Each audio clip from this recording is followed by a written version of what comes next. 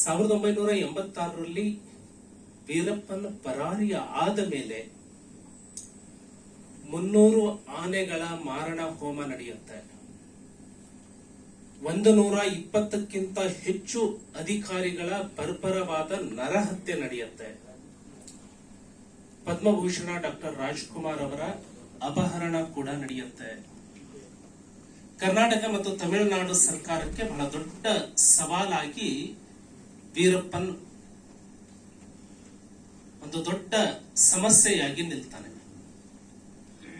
ಅದೇ 1986ರಲ್ಲಿ ಸೂಕ್ತ ಕ್ರಮವನ್ನ ತಗೊಂಡು ಬಿಟ್ಟಿದ್ರೆ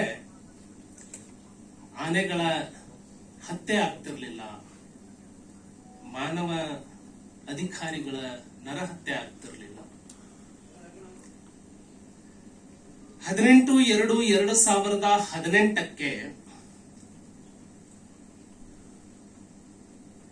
ಕಬ್ಬನ್ ಪಾರ್ಕ್ ಪೊಲೀಸ್ ಸ್ಟೇಷನ್ ನಲ್ಲಿ ಪ್ರಕರಣ ಆಯಿತು. ಆ ಪ್ರಕರಣದ 3ನೇ ಆರೋಪಿ ಶ್ರೀಕಿ 18/2/2018ರಲ್ಲಿ ಸೂಕ್ತವಾದಂತಹ ತನಿಖೆಯನ್ನ ಆವತ್ತಿನ ಸರ್ಕಾರ ಮಾಡಿದ್ದರೆ ಇಷ್ಟು ದೊಡ್ಡ ಹಗರಣಗಳನ್ನ, ಇಷ್ಟು ದೊಡ್ಡ ಅಪರಾಧಗಳನ್ನ, ಹಗರಣಗಳು ಅಲ್ವೇ ಅಲ್ಲ, ಇದು ಅಪರಾಧಗಳನ್ನ ಅವತ್ತಿನ ಸರ್ಕಾರ ನಿಲ್ಲಿಸಬಹುದಾಗಿತ್ತು, ತಡೆಗಟ್ಟಬಹುದಾಗಿತ್ತು. ಇದು ಕಾಂಗ್ರೆಸ್ ಸರ್ಕಾರದ ಬಹಳ ದೊಡ್ಡ ವೈಫಲ್ಯ.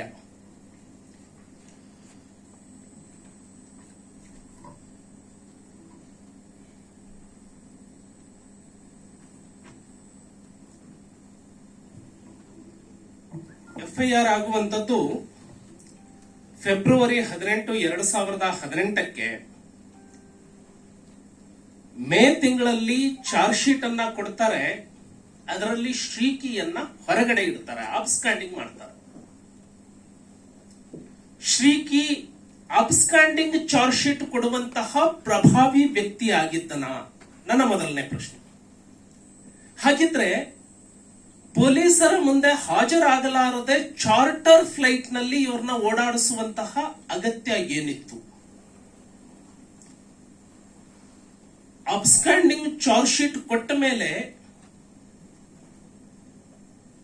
5/10/2018ಕ್ಕೆ ಶ್ರೀಕಿ ಬೇಲನ್ನ ತಗೊಳ್ತಾನೆ.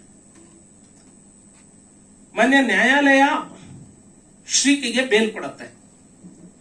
Bale conditioned bail. ಅದು condition number 2, he shall surrender before the investigating agency within 15 days from today.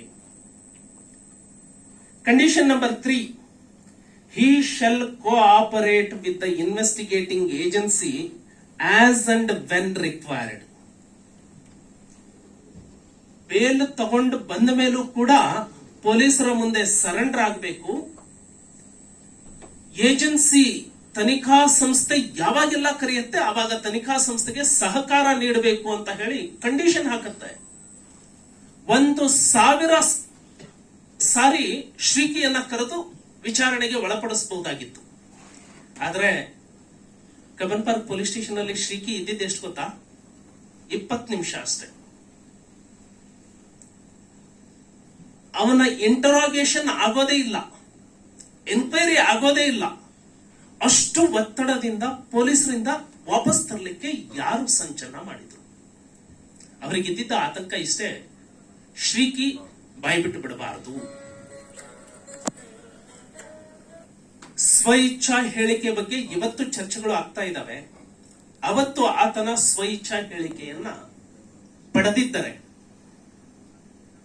ಆತನನ್ನ ಕಾನೂನು ಕ್ರಮಕ್ಕೆ ಒಳಪಡಿಸಿದ್ರೆ ಇದು ಆಗ್ತಿರ್ಲಿಲ್ಲ. ಇದು ಗಲಾಟೆ ಪ್ರಕರಣ. ನ್ಯಾಯಾಲಯದಲ್ಲಿ ಇರುವಂತಹ ದಾಖಲೆಯ ರೈಟ್ ಟು ಇನ್ಫಾರ್ಮೇಶನ್ ಆಕ್ಟ್ ಅಲ್ಲಿ ನಾನು ತಗೊಂಡಿರುವಂತದ್ದು, ನ್ಯಾಯಾಲಯದಲ್ಲಿ ಇರುವಂತಹ ತನಿಖಾ ಸಂಸ್ಥೆ ಸಲ್ಲಿಸಿರುವಂತಹ ದಾಖಲೆಯಲ್ಲಿ ಇದೆ. ಆರೋಪಿ ನಂಬರ್ 1 ಅಂದ್ರೆ ಮೊಹಮ್ಮದ್ ನಲಪಾಡ್. ಇಲ್ಲಿ ರೆಕಾರ್ಡ್ ಸ್ಟೇಟ್ಮೆಂಟ್ ಅಲ್ಲಿ ಆ ರೆಕಾರ್ಡ್ ಇದೆ. I am son of local MLA N.A. Harris. You are not at all equal to my shoe. You say sorry and kiss my feet, bloody asshole. ನಾನು ಹೇಳ್ತಾ ಇರೋ ಸ್ಟೇಟ್ಮೆಂಟ್ ಅಲ್ಲ ಇದು. ವಿದ್ವತ್ ಅನ್ನೋನ ಮೇಲೆ ಮಾರಣಾಂತಿಕ ಹಲ್ಲೆ ನಡೆಸಿ ಪೊಲೀಸರ ಮುಂದೆ ಇನ್ವೆಸ್ಟಿಗೇಷನ್ ನಲ್ಲಿ ಬರುವಂತಹ ಸಂದರ್ಭದಲ್ಲಿ ಬರುವಂತಹ ಸ್ಟೇಟ್ಮೆಂಟ್ ಇದು. ಯಾರು ಪ್ರಮುಖರು ಇದರಲ್ಲಿದ್ದಾರೆ ಅಂತ ಹೇಳಿ ತಾವು ಗಮನಿಸಬಹುದು.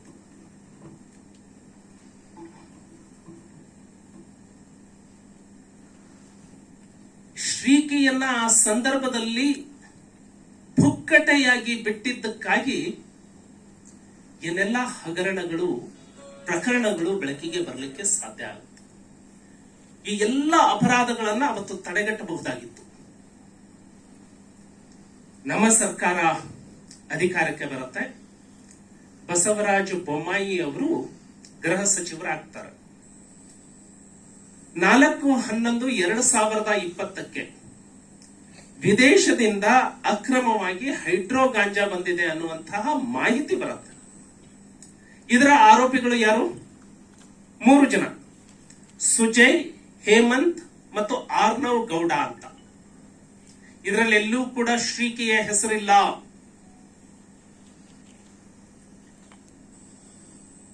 ಅವತ್ತಿನ ಗೃಹ ಸಚಿವರು, ಇವತ್ತಿನ ಮುಖ್ಯಮಂತ್ರಿಗಳು ಸನ್ಮಾನ್ಯ ಬಸವರಾಜ ಬೊಮ್ಮಾಯಿ ಅವರು ವಿದೇಶಿ ಪೋಸ್ಟ್ ಆಫೀಸ್ಗೆ, ಫಾರಿನ್ ಪೋಸ್ಟ್ ಆಫೀಸ್ಗೆ ವಿದೇಶದಿಂದ ಹೈಡ್ರೋ ಗಾಂಜಾ ಬರ್ತಾ ಇದೆ ಅಂದ್ರೆ ಇದು ಎಷ್ಟು ದೊಡ್ಡ ಜಾಲ ಇರಬಹುದು. ಅವತ್ತು ಬಸವರಾಜ ಬೊಮ್ಮಾಯಿ ಅವರು ವಾರ್ ಅಗೇನೆಸ್ಟ್ ಡ್ರಗ್ಸ್,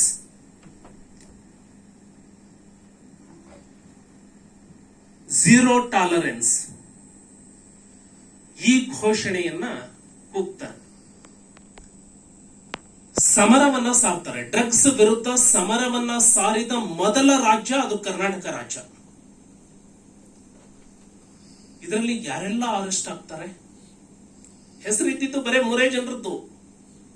ಆದ್ರೆ ವಿದೇಶದಿಂದ ಇಲ್ಲಿಗೆ ಹೈಡ್ರೋ ಗಾಂಜಾ ಬೆಂಗಳೂರಿಗೆ ಬರ್ತಾ ಇದೆ ಅಂತ ಹೇಳಿದ್ರೆ ಎಷ್ಟೆಲ್ಲ ಜನ ಇದರ ಒಳಗೆ ಶಾಮೀಲಾಗಿರಬಹುದು, ರಾಜ್ಯದ ಎಷ್ಟು ಮಕ್ಕಳು ಇದಕ್ಕೆ ಬಲಿ ಆಗ್ತಿರಬಹುದು ಅನ್ನುವಂತಹ ಆಲೋಚನೆಯಿಂದ ಡ್ರಗ್ಸ್ ವಿರುದ್ಧ ಸಮರ ಸಾರಿದ್ದಕ್ಕೆ ರಾಜಕಾರಣಿಗಳ ಮಕ್ಕಳು ಇದರಲ್ಲಿ ಸಿಗ್ತಾರೆ. ತನಿಖೆಯನ್ನ ಪ್ರಾರಂಭ ಮಾಡಿದಾಗ ಅಗರ್ಭ ಶ್ರೀಮಂತರು ದಸ್ತಗಿರಿ ಆಗ್ತಾರೆ, ಫಿಲ್ಮ್ ಸ್ಟಾರ್ಗಳು ಅರೆಸ್ಟ್ ಆಗ್ತಾರೆ. ನಮ್ಮ ಕರ್ನಾಟಕ ರಾಜ್ಯದ ಪೊಲೀಸರಿಗೆ ನಾನು ಅಭಿನಂದನೆಯನ್ನ ಸಲ್ಲಿಸ್ತೇನೆ. ಪ್ರಕರಣದ ಆರೋಪಿಗಳನ್ನ ಗೋವಾ, ತಮಿಳುನಾಡು, ದೆಹಲಿ, ಹರಿಯಾಣ ರಾಜ್ಯಗಳಿಗೆ ಹೋಗಿ ಅವರನ್ನ ಅರೆಸ್ಟ್ ಮಾಡಿಕೊಂಡು ಬರ್ತಾರೆ. ಬಹುತೇಕ ಇಡೀ ದೇಶದಲ್ಲಿ ಇದರ ತನಿಖೆಗಾಗಿ ಪೊಲೀಸರು ಓಡಾಡ್ತಾರೆ. ದೇಶವನ್ನೆಲ್ಲ ಶೋಧನೆಯನ್ನು ಮಾಡುವಂತಹ ಕೆಲಸವನ್ನು ಮಾಡ್ತಾರೆ. ಹಾಗಾಗಿ ಆನ್ ರೆಕಾರ್ಡ್ ನಿಮ್ಗೆಲ್ಲ ದಾಖಲೆ ಸಿಕ್ಕಿದೆ. ಆ ಸಂದರ್ಭದಲ್ಲಿ ಡ್ರಗ್ಸ್ ವಿರುದ್ಧ ಸಮರವನ್ನ ಸಾರಿದ್ದರ ಪರಿಣಾಮವಾಗಿ ಇಡೀ ಕರ್ನಾಟಕದಲ್ಲಿ ಅತಿ ಹೆಚ್ಚು ಡ್ರಗ್ಸ್ ಪ್ರಕರಣಗಳು ದಾಖಲಾದವು. ಅತಿ ಹೆಚ್ಚು ಮಾದಕ ವಸ್ತುಗಳನ್ನ ದಸ್ತಗಿರಿ ಮಾಡಿಕೊಳ್ಳಾಯಿತು. ಬರೇ 3 ಜನರ ಮೇಲೆ ಇದ್ದಿದ್ದು ಸ್ವಾಮಿ ಡ್ರಗ್ಸ್ ಕೇಸ್. ಇನ್ವೆಸ್ಟಿಗೇಷನ್ ನ ಆಳಕ್ಕೆ ಇಳಿದಾಗ ಇಡೀ ರಾಜ್ಯದಲ್ಲಿ ಜಾಲವನ್ನ ಪತ್ತೆ ಹಚ್ಚುವಂತಹ ಕೆಲಸ ಆಯಿತು. ಬರೇ 3 ಜನನ್ನ ಅರೆಸ್ಟ್ ಮಾಡಿ ಅವತ್ತು ಕ್ಲೋಸ್ ಮಾಡಿಬಿಟ್ಟಿದ್ರೆ, ನಲಪಾಡ ಕೇಸನ್ನ ಹೇಗೆ ಹಾರಿಸಿದ್ರು ಆ ರೀತಿ ಬೊಮ್ಮಾಯಿ ಅವರು ಗೃಹ ಸಚಿವರಾಗಿ ಕೇಸನ್ನ ಕ್ಲೋಸ್ ಮಾಡಿಬಿಟ್ಟಿದ್ರೆ ಶ್ರೀಕಿ ಬೆಳಕಿಗೆ ಬರ್ತಿರ್ಲಿಲ್ಲ. ಶ್ರೀಕಿಯನ್ನ ಬೆಳಕಿಗೆ ತಂದಿದ್ದು ಆತನ ಅಕ್ರಮವನ್ನ ಈ ಜಗತ್ತಿಗೆ ತೋರಿಸಿದ್ದು ಸನ್ಮಾನ್ಯ ಬಸವರಾಜ ಬೊಮ್ಮಾಯಿ ಅವರ ಕಾರ್ಯಕ್ಷಮತೆ, ಪೊಲೀಸ್ ಇಲಾಖೆಯ ದಕ್ಷತೆ. ಆವಾಗ ಶ್ರೀಕಿ ಅರೆಸ್ಟ್ ಆಗ್ತಾನೆ.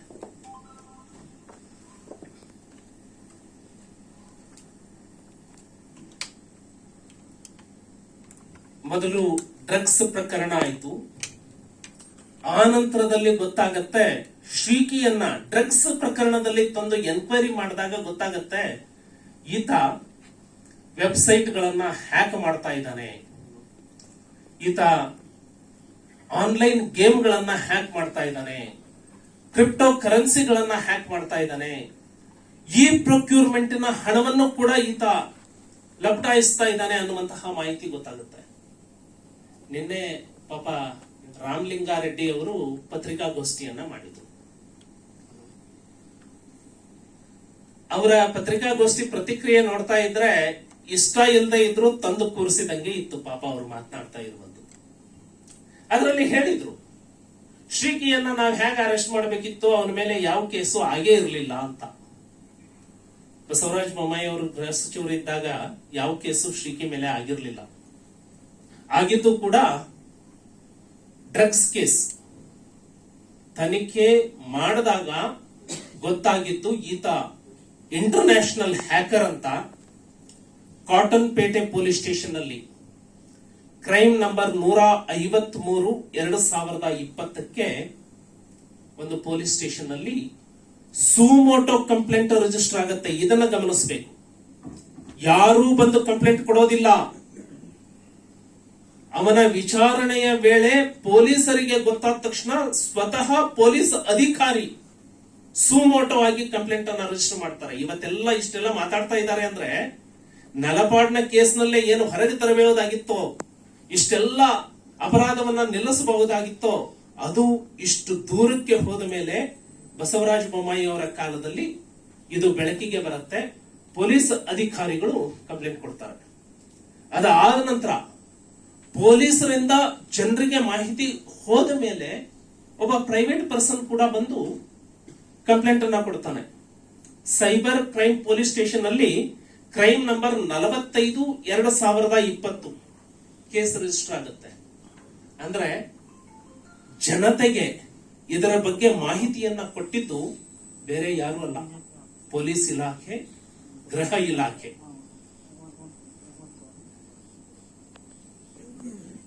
ಅಪರಾಧಿಯ ತಪ್ಪೊಪ್ಪಿಗೆ ಹೇಳಿಕೆ ಬಗ್ಗೆ ಪ್ರಿಯಾಂಕ ಖರ್ಗೆ ಅವರು ಬಹಳ ಬಾಲಿಶವಾಗಿ ಹೇಳಿಕೆಯನ್ನ ಕೊಡ್ತಾರೆ. ಆತ ತಪ್ಪೊಪ್ಪಿಗೆಯಲ್ಲಿ ಇಷ್ಟು ಹೇಳಿದಾನೆ, ಈ ರೀತಿ ಹೇಳಿದಾನೆ, ಏನ್ ಮಾಡಿದ್ರಿ ಅಂತ. ಪಾಪ ಅವರಿಗೆ ಕಾನೂನಿನ ಬಗ್ಗೆ ಅಷ್ಟು ಆಳವಾದಂತಹ ಮಾಹಿತಿ ಇಲ್ಲ ಅನ್ಸುತ್ತೆ. ತಪ್ಪೊಪ್ಪಿಗೆ ಹೇಳಿಕೆ CrPC section, criminal procedure code section 161 ಅಡಿಯಲ್ಲಿ ತಪ್ಪೊಪ್ಪಿಗೆ ಹೇಳಿಕೆಯನ್ನ ಪಡ್ಕೊಳ್ತದೆ. ಆದ್ರೆ 161 ಸ್ಟೇಟ್ಮೆಂಟ್ ಒಂದೇ ಅಲ್ಲ, ಈ ಸ್ಟೇಟ್ಮೆಂಟ್ ಜೊತೆಗೆ ಇಂಡಿಯನ್ ಎವಿಡೆನ್ಸ್ ಆಕ್ಟ್ ಸೆಕ್ಷನ್ 27 ಇವು ಎರಡನ್ನೂ ಕ್ಲಬ್ ಮಾಡಿ ಓದಿದಾಗ ಮಾತ್ರ ಗೊತ್ತಾಗುತ್ತೆ ತಪ್ಪೊಪ್ಪಿಗೆ ಹೇಳಿಕೆ ಅಂದ್ರೆ ಏನು. ತಪ್ಪೊಪ್ಪಿಗೆ ಹೇಳಿಕೆ ಅಂದ್ರೆ ತನಿಖಾಧಿಕಾರಿ ಯಾವುದೇ ಆರೋಪಿಯನ್ನ ಹಿಡ್ಕೊಂಡು ಬಂದಾಗ ಆತ ಏನೆಲ್ಲ ಹೇಳಿಕೆ ಕೊಡ್ತಾನೆ ಅದನ್ನೆಲ್ಲವನ್ನ ರೆಕಾರ್ಡ್ ಮಾಡುವಂತದ್ದು ತಪ್ಪೊಪ್ಪಿಗೆ ಹೇಳಿಕೆ. ಅದರಲ್ಲಿ 4 ಅಂಶಗಳು ಇರ್ತವೆ ತಪ್ಪೊಪ್ಪಿಗೆ ಹೇಳಿಕೆಯಲ್ಲಿ. ಒಂದು, ಭಾಗಶಃ ಸತ್ಯ ಇರಬಹುದು, ಭಾಗಶಃ ಸುಳ್ಳು ಇರಬಹುದು, ವೈಯಕ್ತಿಕ ದ್ವೇಷಕ್ಕಾಗಿ ಅಥವಾ ಯಾರಿಗೋ ತೊಂದರೆ ಕೊಡೋದಕ್ಕಾಗಿ ಅಮಾಯಕರ ಹೆಸರನ್ನ ತಪ್ಪೊಪ್ಪಿಗೆ ಹೇಳಿಕೆಯಲ್ಲಿ ತಂದು ಇಡಬಹುದು. 4ನೇ ಅಂಶ, ತನಿಖಾಧಿಕಾರಿಯನ್ನ ಅಥವಾ ತನಿಖಾ ಸಂಸ್ಥೆಯನ್ನ ದಾರಿ ತಪ್ಪಿಸುವಂತಹ ದುರುದ್ದೇಶದಿಂದ ಅಸಂಬದ್ಧವಾದಂತಹ ಹೇಳಿಕೆಯನ್ನು ಕೂಡ ಕೊಡಬಹುದು. ತಪ್ಪೊಪ್ಪಿಗೆ ಹೇಳಿಕೆ ಅವನು ಏನೆಲ್ಲ ಹೇಳ್ತಾನೆ ಅದನ್ನ ಆಸ್ ಇಟ್ ಈಸ್ ರೆಕಾರ್ಡ್ ಮಾಡಬೇಕು ಅಂತ ಹೇಳಿ ಸಿಆರ್ಪಿಸಿ 161 ಹೇಳುತ್ತೆ. ಆನಂತರ ಅವನ ಹೇಳಿಕೆಯ ಮೇಲೆ ತನಿಖೆಯನ್ನ ಪ್ರಾರಂಭ ಮಾಡಬೇಕು. ಅವನ ಪ್ರತಿಯೊಂದು ಹೇಳಿಕೆ ಇದು ಸುಳ್ಳೋ ಇದು ಸತ್ಯವೋ ಆ ರೀತಿ ತನಿಖೆಯನ್ನ ಮಾಡಿ ಈ ಪ್ರಕರಣಕ್ಕೆ ಪೂರಕವಾದಂತಹ ಸಾಕ್ಷ್ಯಗಳು ಏನು ಲಭ್ಯ ಆಗ್ತವೆ ಅದನ್ನ ರಿಕವರಿ ಮಾಡ್ತಾರೆ ಅಥವಾ ತನಿಖೆಗೆ ಪೂರಕವಾಗಿ ಅದನ್ನು ಬಳಸ್ಕೊಳ್ತಾರೆ. ಇದನ್ನ ಇಂಡಿಯನ್ ಎವಿಡೆನ್ಸ್ ಆಕ್ಟ್ 27 ಹೇಳುತ್ತೆ. ನ್ಯಾಯಾಲಯದಲ್ಲಿ ಸಂಪೂರ್ಣ ತಪ್ಪೊಪ್ಪಿಗೆಯನ್ನ ನ್ಯಾಯಾಲಯ ಒಪ್ಕೊಳ್ಳೋದಿಲ್ಲ. ತಪ್ಪೊಪ್ಪಿಗೆಯ ಹೇಳಿಕೆಯ ಮೇಲೆ ಸೆಕ್ಷನ್ 27 ಇಂಡಿಯನ್ ಎವಿಡೆನ್ಸ್ ಆಕ್ಟ್ ಪ್ರಕಾರ ಎಷ್ಟು ರಿಕವರಿ ಆಗಿರುತ್ತೋ ಅಷ್ಟರ ಮಟ್ಟಿಗೆ ಮಾತ್ರ ತಪ್ಪೊಪ್ಪಿಗೆ ಹೇಳಿಕೆಯನ್ನ ನ್ಯಾಯಾಲಯ ಒಪ್ಕೊಳ್ಳುತ್ತೆ. ಉಳಿದಿದ್ದು ಯಾವುದು ಹೇಳಿದ್ರು ಕೂಡ ಒಪ್ಕೊಳ್ಳೋದಿಲ್ಲ. ಈ ತಪ್ಪೊಪ್ಪಿಗೆ ಹೇಳಿಕೆಯಲ್ಲಿ ನಾನು 4 ಅಂಶಗಳು ಹೇಳಿದೆ. ಪೇಜ್ ನಂಬರ್ 12 ಪುಟಗಳ ತಪ್ಪೊಪ್ಪಿಗೆಯನ್ನ ಕೊಡ್ತಾನೆ. ಪೇಜ್ ನಂಬರ್ 12 ಅಲ್ಲಿ ಅವನೇ ಹೇಳ್ತಾನೆ, I was held in police custody for almost 50 days. Although I had the intention of giving the bitcoins to the police, but my lawyer and my friend Sunish Hegde advised me against it, saying that if I give them the bitcoins, the case against me will become stronger and I will never get bail. ಸ್ವತಃ ಅವನ ತಪ್ಪೊಪ್ಪಿಗೆ ಹೇಳಿಕೆಯಲ್ಲಿ ಅವನು ಹೇಳ್ತಾನೆ. ಅಂದ್ರೆ ತಪ್ಪೊಪ್ಪಿಗೆ ಹೇಳಿಕೆ ಯಾವ ರೀತಿ ಕೊಡಬೇಕು ಅಂತ ಹೇಳಿ ಮೊದಲೇ ಅವನಿಗೆ ಸೂಚನೆಯನ್ನ ಕೊಡಲಾಗಿತ್ತು ಅನ್ನೋದನ್ನ ನಿಮ್ಮ ಗಮನಕ್ಕೆ ತರ್ತಾ ಇದ್ದೇನೆ ನಾನು.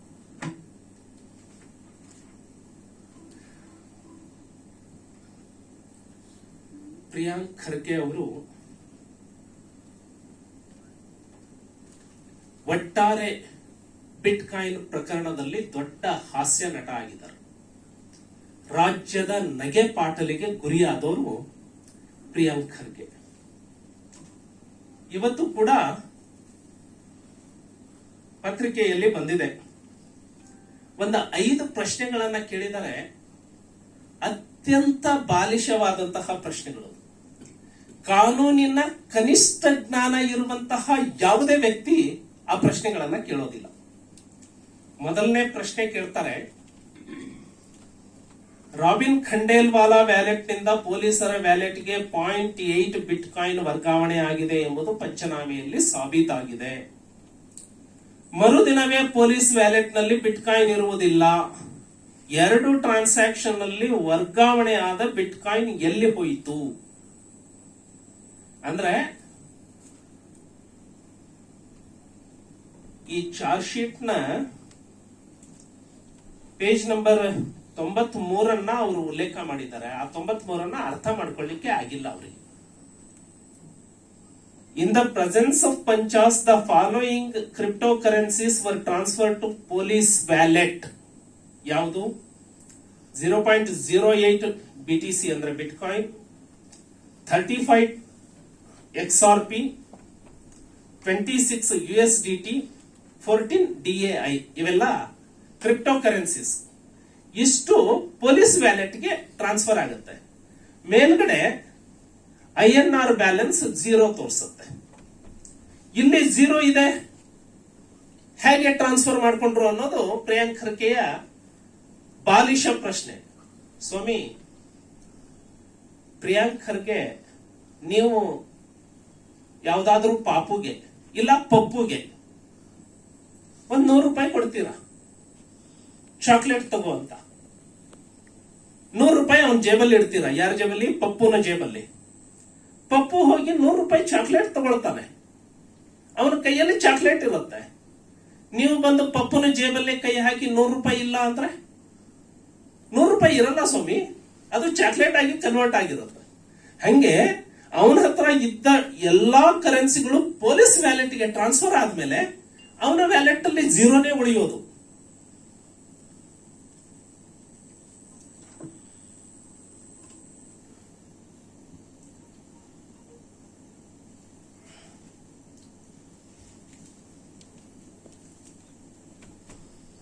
ಎರಡನೇ ಪ್ರಶ್ನೆ ಕೇಳ್ತಾರೆ ಅವರು, ಯುನೋಕಾಯಿನ್ ಎಂಬ ಸಂಸ್ಥೆ ವೆಬ್ಸೈಟ್ ಅನ್ನ ಶ್ರೀಕಿ ಹ್ಯಾಕ್ ಮಾಡಿದ್ದ.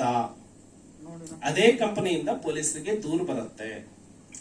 ಇದಾದ ಬಳಿಕ ಶ್ರೀಕಿ ಮತ್ತೆ ಖಂಡೇಲ್ವಾಲಾನಿಂದ ಅವರ ವ್ಯಾಲೆಟ್ ನಿಂದ ವಶಪಡಿಸಿಕೊಂಡ ಬಿಟ್ಕಾಯಿನ್ ಅಲ್ಲ, ಅದು ಆಕ್ಚುಲಿ ಕ್ರಿಪ್ಟೋ ಕರೆನ್ಸೀಸ್ ಬಹಳಷ್ಟು ಇರ್ತವೆ, ಅದರಲ್ಲಿ ಬಿಟ್ಕಾಯಿನ್ ಕೂಡ ಒಂದು, ಪೊಲೀಸ್ ವ್ಯಾಲೆಟ್ಗೆ ವರ್ಗಾಯಿಸಲು ಮತ್ತೆ ಯುನೋಕಾಯಿನ್ ತಾಂತ್ರಿಕ ಸಂಸ್ಥೆಯ ನೆರವನ್ನೇ ಪೊಲೀಸರು ಪಡೆದಿದೆ. ತಮ್ಮ ವೆಬ್ಸೈಟ್ ಅನ್ನೇ ರಕ್ಷಣೆ ಮಾಡಿಕೊಳ್ಳಾರದವರಿಗೆ ಇನ್ನು ಪೊಲೀಸರ ವ್ಯಾಲೆಟ್ ಅನ್ನ ಅವ್ರು ಹೇಗೆ ರಕ್ಷಣೆ ಮಾಡ್ತಾರೆ ಅನ್ನುವಂಥದ್ದು ಒಂದು ಪ್ರಶ್ನೆ. ಅದೇ ಹ್ಯಾಕ್ ಆಗಿರುತ್ತೆ.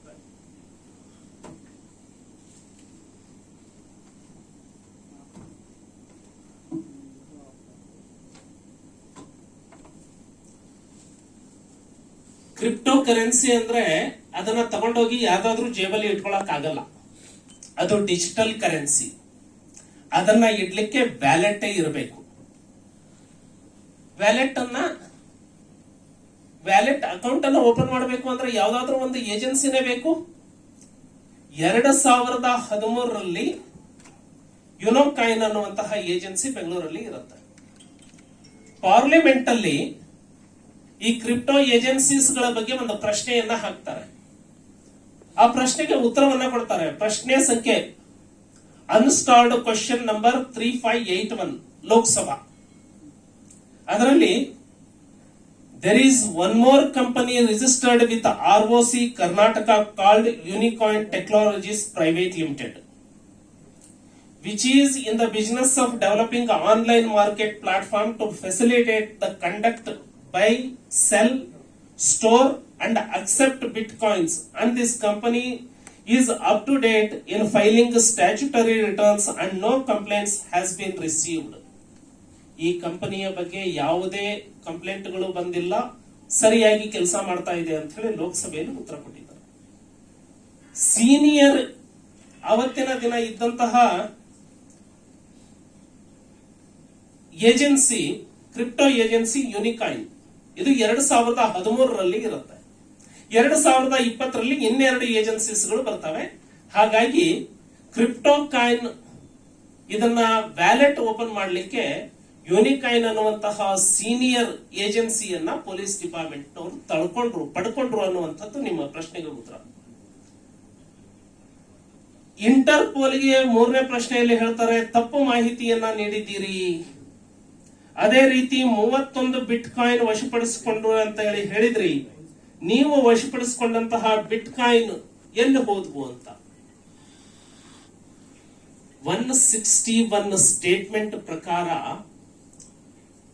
ರಿಕವರಿ ಮಾಡಲಿಕ್ಕೆ ಹೋದಾಗ ಪಂಚನಾಮೆ ರಿಕವರಿಗೆ ಪರ್ಮಿಷನ್ ಅನ್ನ ನ್ಯಾಯಾಲಯದಿಂದ ತಗೊಳ್ತಾರೆ. ಅವತ್ತು ವ್ಯಾಲೆಟ್ ನಲ್ಲಿ 31 ಬಿಟ್ ಕಾಯಿನ್ ತೋರಿಸುತ್ತೆ, 36 ಬಿಟ್ ಕಾಯಿನ್ ತೋರಿಸುತ್ತೆ. ಕೋರ್ಟ್ ಇಂದ ಪರ್ಮಿಷನ್ ಬಂದ ಮೇಲೆ ಅದೇ ವ್ಯಾಲೆಟ್ ಅನ್ನ ಎಲ್ಲಾ ಪಂಚರ ಸಮಕ್ಷಮದಲ್ಲಿ ಇಂಡಿಯನ್ ಇನ್ಸ್ಟಿಟ್ಯೂಟ್ ಆಫ್ ಸೈನ್ಸ್ ನವರು ಇರ್ತಾರೆ, ಕ್ರಿಪ್ಟೋ ಏಜೆನ್ಸೀಸ್ ಅಲ್ಲಿ ಎಕ್ಸ್ಪರ್ಟ್ ಇರುವಂತವರು ಇರ್ತಾರೆ, ಪಂಚರು ಇರ್ತಾರೆ. ಅವತ್ತು ವ್ಯಾಲೆಟ್ ಅನ್ನ ಓಪನ್ ಮಾಡಿದಾಗ 186 ಕರೆನ್ಸೀಸ್ಗಳು ಬಿಟ್ ಕಾಯಿನ್ಗಳು ಬಂದ್ಬಿಡ್ತವೆ. ಅವಾಗ ಪೊಲೀಸರಿಗೆ ಗೊತ್ತಾಗುತ್ತೆ ಇದು ಇವನ ವ್ಯಾಲೆಟ್ ಅಲ್ಲಿ ಇರುವಂತದ್ದಲ್ಲ, ಇವನು ಇನ್ನೊಂದು ಪೊಲೀಸರಿಗೆ ಕೊಡೋದಕ್ಕಾಗಿ ಇನ್ನೊಂದು ವ್ಯಾಲೆಟ್ ಅನ್ನ ಹ್ಯಾಕ್ ಮಾಡಿದಾನೆ ಅಂತ. ಅದು ಕೂಡ ಎಕ್ಸ್ಚೇಂಜ್ ಮಾಡುವಂತಹ ಏಜೆನ್ಸಿ ಇರುತ್ತೆ. ಹಾಗಾಗಿ ಪಂಚನಾಮೆಯಲ್ಲಿ ಅದನ್ನ ಸೀಸ್ ಮಾಡೋದಿಲ್ಲ. ಅದೇ ವರದಿಯನ್ನ ನ್ಯಾಯಾಲಯಕ್ಕೆ ತನಿಖಾ ಸಂಸ್ಥೆ ಕೊಟ್ಟಿದೆ. ಬಿಟ್ ಕಾಯಿನ್ಗಳು 36 ಎಲ್ಲಿ ಹೋದ್ವು, 186 ಎಲ್ಲಿ ಹೋದ್ವು ಅಂತ ಹೇಳಿ ನೀವು ಕೇಳ್ತಿರಲ್ಲ. 36 ಅವನ ಹೇಳಿಕೆಯ ಮೇಲೆ ಸೀಸ್ ಮಾಡಬೇಕು ಅಂತ ಹೇಳಿ ನ್ಯಾಯಾಲಯದ ಪರ್ಮಿಷನ್ ಅನ್ನ ತಗೊಳ್ತಾರೆ. ವಾಪಸ್ ಬಂದಾಗ ಅದೇ ಅಕೌಂಟ್ ಅಲ್ಲಿ 36ರ ಬದಲು 186 ಕಾಣುತ್ತೆ. ಅವರಿಗೆ ಡೌಟ್ ಬರುತ್ತೆ. ವಿಚಾರಣೆಯನ್ನ ಮಾಡಿದಾಗ, ಅದರ ಬಗ್ಗೆ ಸಂಶೋಧನೆಯನ್ನ ಮಾಡಿದಾಗ ಗೊತ್ತಾಗೋದು ಇದು ಇವನ ವ್ಯಾಲೆಟ್ ಅಲ್ಲ, ಪೊಲೀಸರಿಗೆ ಕೊಡೋದಕ್ಕಾಗಿ ಇನ್ನೊಂದು ವ್ಯಾಲೆಟ್ ಅನ್ನ ಹ್ಯಾಕ್ ಮಾಡ್ತಾ ಇದ್ದಾನೆ. ಅದು ಒಂದು ಏಜೆನ್ಸಿಗೆ, ಎಕ್ಸ್ಚೇಂಜ್ ಏಜೆನ್ಸಿಗೆ ಸೇರಿದಂತಹ ವ್ಯಾಲೆಟ್ ಅನ್ನುವಂಥದ್ದು ಗೊತ್ತಾಗುತ್ತೆ. ನಾನು ಮೊನ್ನೆ ಸಿದ್ದರಾಮಯ್ಯನವರು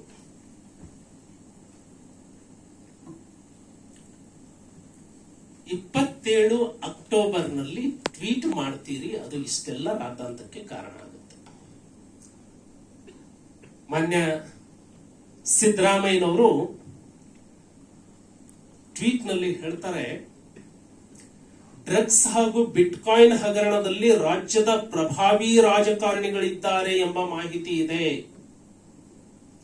ರಾಜ್ಯದ ಜನತೆಗೆ ಒಬ್ಬ ಸಾಮಾನ್ಯ ವ್ಯಕ್ತಿ ಹೇಳಿದ್ದಲ್ಲ, ಈ ರಾಜ್ಯದ ಮುಖ್ಯಮಂತ್ರಿಗಳು, ಪ್ರತಿಪಕ್ಷದ ನಾಯಕರು ಅವರ ಹೇಳಿಕೆಯನ್ನ ಯಾರು ಕೂಡ ಹಗುರವಾಗಿ ಪರಿಗಣಿಸಲ್ಲ, ನಂಬುತ್ತಾರೆ ಎಲ್ಲರೂ.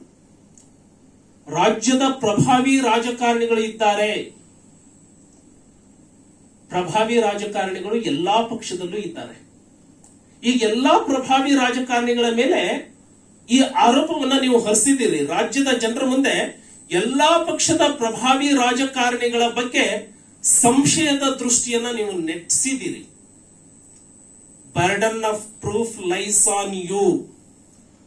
ಇದನ್ನ ಸಾಬೀತುಪಡಿಸುವ ಹೊಣೆಗಾರಿಕೆ ಸಿದ್ದರಾಮಯ್ಯನವರ ಮೇಲೆ ಇದೆ.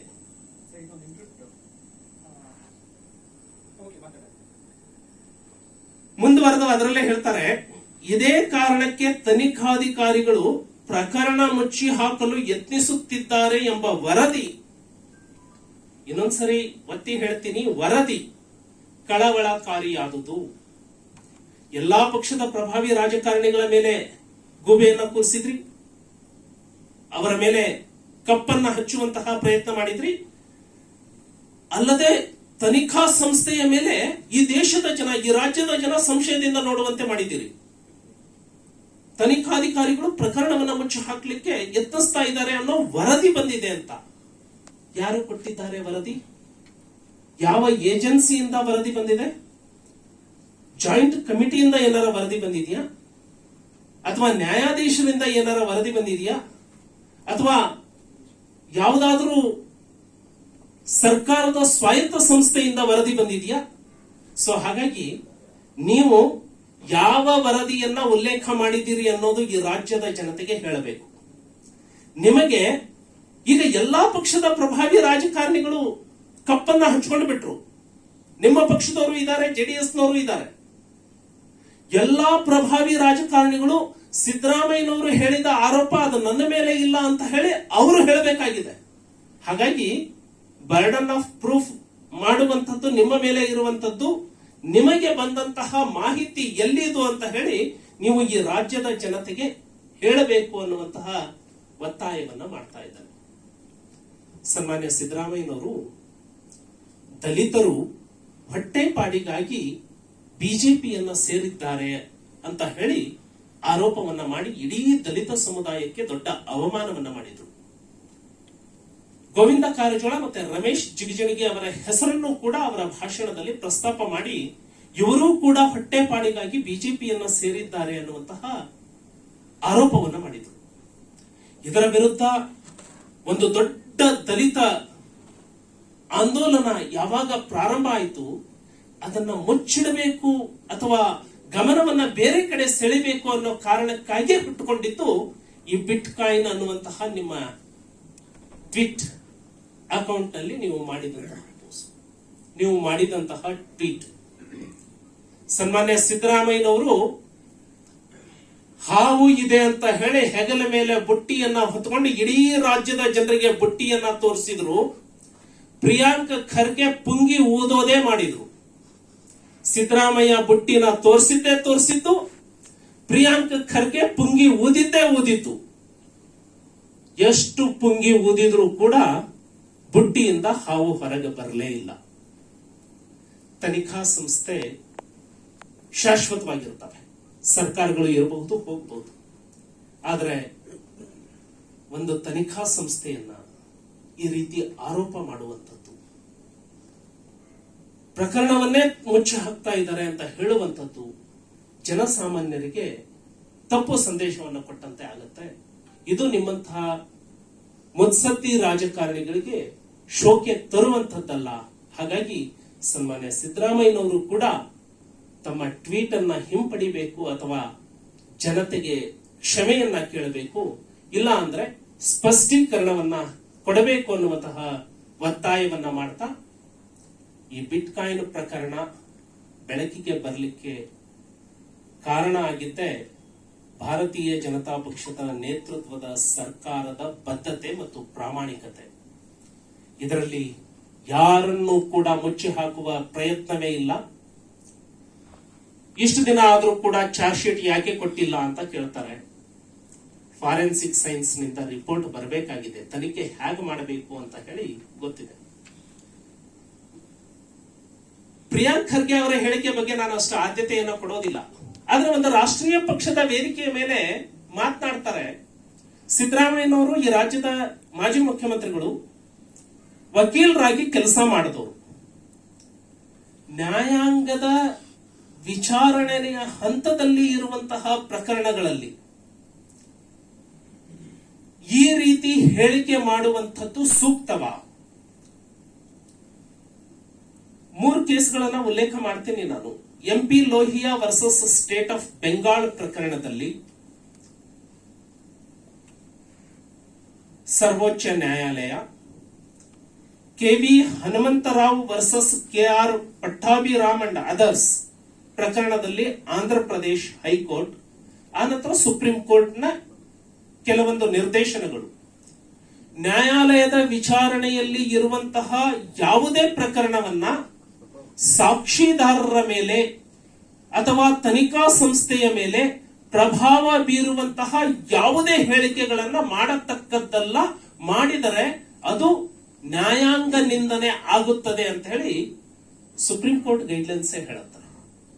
ಇಷ್ಟಿದ್ದಾಗ್ಯೂ ಕೂಡ ಒಂದು ರಾಷ್ಟ್ರೀಯ ಪಕ್ಷದ ಒಬ್ಬ ಶಾಸಕ ಬೇಕಾಬಿಟ್ಟಿಯಾಗಿ ಹೇಳಿಕೆಯನ್ನ ಕೊಡ್ತಾ ಇದ್ರು ಕೂಡ ಬೇರೆಯವರು ಹೇಳೋದು ಬೇಡ, ವಕೀಲರಾಗಿ ಕೆಲಸ ಮಾಡಿದವರು, ಮಾಜಿ ಮುಖ್ಯಮಂತ್ರಿ ಆದವರು ಸನ್ಮಾನ್ಯ ಸಿದ್ದರಾಮಯ್ಯನವರಾದ್ರೂ ಪ್ರಿಯಾಂಕ್ ಖರ್ಗೆ ಅವರ ಕಿವಿಯನ್ನ ಹಿಂಡಿ ಈ ತರದ ಹೇಳಿಕೆಯನ್ನ, ಬಾಲಿಶವಾದಂತಹ ಸ್ಟೇಟ್ಮೆಂಟ್ ಗಳನ್ನ ಮಾಡಬಾರದು ಅನ್ನುವಂತಹ ಒಂದು ಸೌಜನ್ಯವನ್ನ ತೋರಿಸಬೇಕಿತ್ತು. ಅದನ್ನು ಕೂಡ ತೋರಿಸಿಲ್ಲ. ಸೊ ಭಾರತೀಯ ಜನತಾ ಪಕ್ಷ ಇಡೀ ರಾಜ್ಯದ ಜನತೆಯ ಮುಂದೆ ಇಟ್ಟಿದೆ. ತನಿಖಾ ಸಂಸ್ಥೆಯಲ್ಲಿ ಇನ್ನೂ ಕೂಡ ತನಿಖೆ ವಿಚಾರಣೆ ನಡೀತಾ ಇದೆ. ಕೆಲವೊಂದು ನ್ಯಾಯಾಲಯ ಪ್ರಕ್ರಿಯೆಯಲ್ಲಿ ವಿಚಾರಣೆ ಹಂತದಲ್ಲಿದ್ದಾವೆ. ಯಾರ ಹತ್ರ ಏನೇ ಸಾಕ್ಷ್ಯಾಧಾರ ಇದ್ರು, ಯಾರದೇ ವಿರುದ್ಧ, ನನ್ನನ್ನು ಸೇರಿದಂತೆ ಯಾರ ವಿರುದ್ಧ ಸಾಕ್ಷ್ಯಾಧಾರ ಇದ್ರೂ ಕೂಡ ಅವರನ್ನ ಕಾನೂನು ವ್ಯಾಪ್ತಿಗೆ ಒಳಪಡಿಸೋದಕ್ಕೆ ಭಾರತೀಯ ಜನತಾ ಪಕ್ಷ ಬದ್ಧವಾಗಿದೆ. ಕಾಂಗ್ರೆಸ್ ಪಕ್ಷ ಜನರ ದಾರಿಯನ್ನ ತಪ್ಪಿಸ್ಲಿಕ್ಕೆ ಹೋಗಿ ಜನರ ಮುಂದೆ ತಾನೇ ಬೆತ್ತಲಾಗಿದೆ ಅಂತ ಹೇಳಿ ನಾನು ಆರೋಪವನ್ನು ಮಾಡ್ತೇನೆ. ಧನ್ಯವಾದ. ಅಕ್ಟೋಬರ್ 27ರಿಂದ ಸಿದ್ದರಾಮಯ್ಯನವರು ಬುಟ್ಟಿಯನ್ನ ಹೊತ್ಕೊಂಡು ತಿರುಗಾಡ್ತಾ ಇದ್ದಾರೆ. ಪ್ರಿಯಾಂಕಾ ಖರ್ಗೆ ಪುಂಗಿ ಮುಗ್ತಾ ಇದ್ದಾರೆ ಅಂತ ನೀವು ಹೇಳಿದ್ರಿ. ಬಿಜೆಪಿ ಕಡಲೆಪುರಿ ತಿಂತಾ ಇದ್ದಾರೆ. ಇಲ್ಲಿ ತನಕವೂ ಕೂಡ ಆ ಬುಟ್ಟಿ ಖಾಲಿ ಅಂತ ತೋರ್ಸೋದಕ್ಕೆ ಆಗ್ತಾ ಇಲ್ಲ ನಿಮ್ಮ ಹತ್ರ. ಕಾರಣ ಏನು? ತನಿಖಾ ಸಂಸ್ಥೆ ಬಹಳ ಸಮರ್ಥವಾಗಿ ತನ್ನ ವಿಚಾರಣೆಯನ್ನ ಮತ್ತೆ ತನಿಖೆಯನ್ನ ನಡೆಸಿಕೊಂಡು ಹೋಗ್ತಾ ಇದೆ. ಇದರ ಬಗ್ಗೆ ಬಿಜೆಪಿ ಮೊದಲ ದಿನದಿಂದನೂ ಗಟ್ಟಿಯಾಗಿ ಸ್ಪಷ್ಟವಾಗಿ ಹೇಳಿದೆ. ತನಿಖಾ ಹಂತದಲ್ಲಿರುವಂತಹ ಪ್ರಕರಣದಲ್ಲಿ ನಾವು ಗಾಂಜಾ ಪ್ರಕರಣದಲ್ಲೇ ಹೇಳಿಬಿಟ್ವಿ, ಝೀರೋ ಟಾಲರೆನ್ಸ್ ಅಂತ, ಯಾರನ್ನೂ ರಕ್ಷಣೆ ಮಾಡುವಂತಹ ಪ್ರಮೇಯವೇ ಇಲ್ಲ ಅಂತ ಹೇಳಿ ನಾವು ಡ್ರಗ್ಸ್ ಪ್ರಕರಣದಲ್ಲೇ ಹೇಳಿಕೆಯನ್ನ ಮಾಡಿದ್ದೀವಿ. ಅದೇ ಹೇಳಿಕೆಗೆ ಇವತ್ತಿಗೂ ನಾವು ಬದ್ಧವಾಗಿದ್ದೇವೆ. ಹಾಗಾಗಿ ಜನತೆಗೆ ನಮಗೆ ಗೊತ್ತಿತ್ತು ಸಿದ್ದರಾಮಯ್ಯನವರ ಬುಟ್ಟಿ ಎಷ್ಟು ದಿನ ಹೊತ್ಕೊಂಡಿದ್ರು ಅಪಮಾನಕ್ಕೆ ಒಳಗಾಗೋದು, ಅವಮಾನಕ್ಕೆ ಒಳಗಾಗೋದು ಇದೇ ಸಿದ್ದರಾಮಯ್ಯನವರೇ. ಹಾಗಾಗಿ ಖಾಲಿ ಬುಟ್ಟಿಯನ್ನ ಹೊತ್ಕೊಂಡು ಓಡಾಡ್ಲಿ ಅಂತ ಹೇಳಿ ಬಿಟ್ವಿ, ಪುಂಗಿ ಊದ್ಲಿ ಅಂತ ಹೇಳಿ ಪ್ರಿಯಾಂಕ ಖರ್ಗೆಗೂ ಬಿಟ್ವಿ. ಪ್ರಿಯಾಂಕ ಖರ್ಗೆ ಅವರು ಪುಂಗಿ ಊದಿ ಊದಿ ನಿನ್ನೆ ಅವ್ರಿಗೆ ಮಾತಾಡ್ಲಿಕ್ಕೆ ಶಕ್ತಿ ಇರಲಾರದಷ್ಟು ಶಕ್ತಿಹೀನರಾಗ್ಬಿಟ್ಟಿತ್ತು. ಅವರ ಪ್ರೆಸ್ ಮೀಟ್ ನಲ್ಲಿ ಯಾವುದೇ ರೀತಿಯ ಗಟ್ಟಿತನ ಇರಲಿಲ್ಲ. ಹಾಗಾಗಿ ಭಾರತೀಯ ಜನತಾ ಪಕ್ಷ ತನ್ನ ಬದ್ಧತೆಯನ್ನ ಅವತ್ತಿಗೂ ಹೇಳಿದೆ, ನಿಮ್ಮ ಹತ್ರ ದಾಖಲೆ ಇದ್ರೆ ಕೊಡಿ, ನಾವು ತನಿಖೆಯನ್ನ ಮಾಡ್ತೇವೆ, ಅವರಿಗೆ ವಿಚಾರಣೆಗೆ ಒಳಪಡಿಸ್ತೇವೆ ಅಂತ ಹೇಳಿ ಅವತ್ತಿಗೂ ಹೇಳಿದೀವಿ. ಇವತ್ತಿಗೂ ಅದೇ ಬದ್ಧತೆಯಲ್ಲಿದ್ದೀವಿ. ಒಂದು ರಾಷ್ಟ್ರೀಯ ಪಕ್ಷವಾಗಿ ನಿಮ್ಗೆ ಇದರಿಂದ ಲಾಭ ಆಗಿದೆಯೋ ನಷ್ಟ ಆಗಿದೆಯೋ? ನಷ್ಟ ಆಗಿಲ್ವಾ ನಿಮ್ಗೆ? ಖಂಡಿತವಾಗಿ ನಷ್ಟ ಆಗಿಲ್ಲ. ಅದಕ್ಕೆ ಹೇಳ್ಬಿಡ್ತೇನೆ, ಭಾರತೀಯ ಜನತಾ ಪಕ್ಷದ ವಿರುದ್ಧ, ಬಿಜೆಪಿಯ ವಿರುದ್ಧ ಏನೋ ಒಂದು ಕೆಸರನ್ನ ಎರಚಿ ಬಿಡಬೇಕು ಅಂತೇಳಿ ಇವ್ರು ಹೋಗ್ತಾ ಇದ್ರಲ್ಲ, ಅರೆಸ್ಟ್ ಆದವರು ಕಾಂಗ್ರೆಸ್ಸಿನ ಶಾಸಕರ ಮಕ್ಕಳೇ. ಒಂದೊಂದಾಗಿ ಹೊರಗೆ ಬರ್ಲಿಕ್ಕೆ ಗೊತ್ತಾಯ್ತು. 2018ರ ಪ್ರಕರಣವನ್ನ ಇವರು ಕಾಂಗ್ರೆಸ್ನವರು ವಿಚಾರಣೆ ಮಾಡಿದ್ರೆ, ಸರಿಯಾಗಿ ತನಿಖೆ ಮಾಡಿದ್ರೆ ಈ ಪ್ರಕರಣಗಳು ಆಗ್ತಾನೆ ಇರಲಿಲ್ಲ ಅಂತ ಹೇಳಿ ಇಡೀ ರಾಜ್ಯದ ಜನತೆಗೆ ಈಗ ಗೊತ್ತಾಗ್ತಾ ಇದೆ. ಈಗ ಬೆತ್ತಲಾದವರು ಯಾರು? ನಾವು ಮುಕ್ತವಾಗಿ ಇವತ್ತಿಗೂ ಇದ್ದಾವೆ. ಸಿದ್ದರಾಮಯ್ಯನವರಿಗೆ ಆಹ್ವಾನವನ್ನ ಕೊಡ್ತವೆ. ಯಾರ ಮೇಲೆ ಸಾಕ್ಷಿ ಇದ್ರೆ ಇವತ್ತೇ ಕೊಡಿ, 1 ನಿಮಿಷ ಲೇಟ್ ಮಾಡಿದೆ. ನೀವು ಹೇಗೆ ಅನ್ಕಾನ್ಶಿಯಸ್ ಆಗಿದ್ರು ಕೂಡ ವಿದ್ವತ್ತನ ಮೇಲೆ 307 ಹಾಕ್ಲಾರದೆ FIR ರಿಜಿಸ್ಟರ್ ಮಾಡಿದ್ರಲ್ಲ, ನಾವು ಹಾಗೆ ಮಾಡೋದಿಲ್ಲ. ಯಾರೇ ಕೊಡಿ, ಆತನ ಮೇಲೆ ಅದೇ ಕ್ಷಣದಲ್ಲಿ ಕಾನೂನು ಕ್ರಮ ಜರುಗಿಸ್ತವೆ. ಹಾಗಾಗಿ ಜನತೆಯ ಮುಂದೆ ಕಾಂಗ್ರೆಸ್ ಬೆತ್ತಲಾಗಿದೆ. ಇನ್ನು ಕಾಂಗ್ರೆಸ್ ಅನ್ನ ಯಾವ ಕಾರಣಕ್ಕೂ ಜನ ನಂಬೋದಿಲ್ಲ ಅನ್ನೋದು ಸ್ಪಷ್ಟ ಆಗಿದೆ. ಅರೆಸ್ಟ್ ಮಾಡಿದ್ದು, ಅದಾದ ನಂತರ ತನಿಖೆ ನಡೆದಿದ್ದು, ಅದ್ಯಾವುದು ಕೂಡ ಬಗ್ಗೆ ಸಂಶಯ ಇಲ್ಲ. ಆದ್ರೆ ಅರೆಸ್ಟ್ ಮಾಡಿದಾಗ ನವೆಂಬರ್, ಡಿಸೆಂಬರ್, ಜನವರಿ, ಫೆಬ್ರವರಿ, ಮಾರ್ಚ್, ಏಪ್ರಿಲ್ 5-6 ತಿಂಗಳ ನಡುವೆ ನಡೆದಂತ ಘಟನಾವಳಿ ಇದೆ ಅಲ್ವಾ, ಪೊಲೀಸರ ಮೇಲೆ ಒಂದಷ್ಟು ಅನುಮಾನಕ್ಕೆ ಕಾರಣ ಆಗಿತ್ತು. 5 ತಿಂಗಳಲ್ಲಿ ಈ ಕ್ರಿಪ್ಟೋ ಕರೆನ್ಸಿ ಅಥವಾ ಈ ಹಗರಣ ಬಂದಿದ್ರು ಕೂಡ ಯಾಕೆ ಇದು ಅಂತಾರಾಷ್ಟ್ರೀಯ ಮಟ್ಟದ ಇದ್ರು ಕೂಡ ಯಾಕೆ ನೀವು ಕೇಂದ್ರ ಸರ್ಕಾರ ತಿಳಿಸಲಿಲ್ಲ ಅನ್ನೋದು ಒಂದು ಪ್ರಶ್ನೆ. ಎರಡನೇ ಪ್ರಶ್ನೆ, ಕೇಂದ್ರ ಸರ್ಕಾರ ಕೇಳೋವರೆಗೂ ಕೂಡ ನೀವು ಹೇಳಿರ್ಲಿಲ್ಲ, ಇದು ಅನುಮಾನ ಕಾರಣ ಆಗೋದಿಲ್ವಾ? ಮತ್ತೆ ನೀವು ಪತ್ರ ಬರ್ತಿದ್ದು ಯಾವಾಗ ಪೊಲೀಸ್ ಕಮಿಷನರ್ ಅವರು 6 ತಿಂಗಳಾದ ನಂತರ, ಸೊ ಅಲ್ಲಿವರೆಗೆ ಏನಾಯ್ತು ಆ ಒಂದು ಘಟನಾವಳಿ, ಅದನ್ನ ಜನತೆ ಮುಂದೆ ಇಡಬೇಕಲ್ವಾ?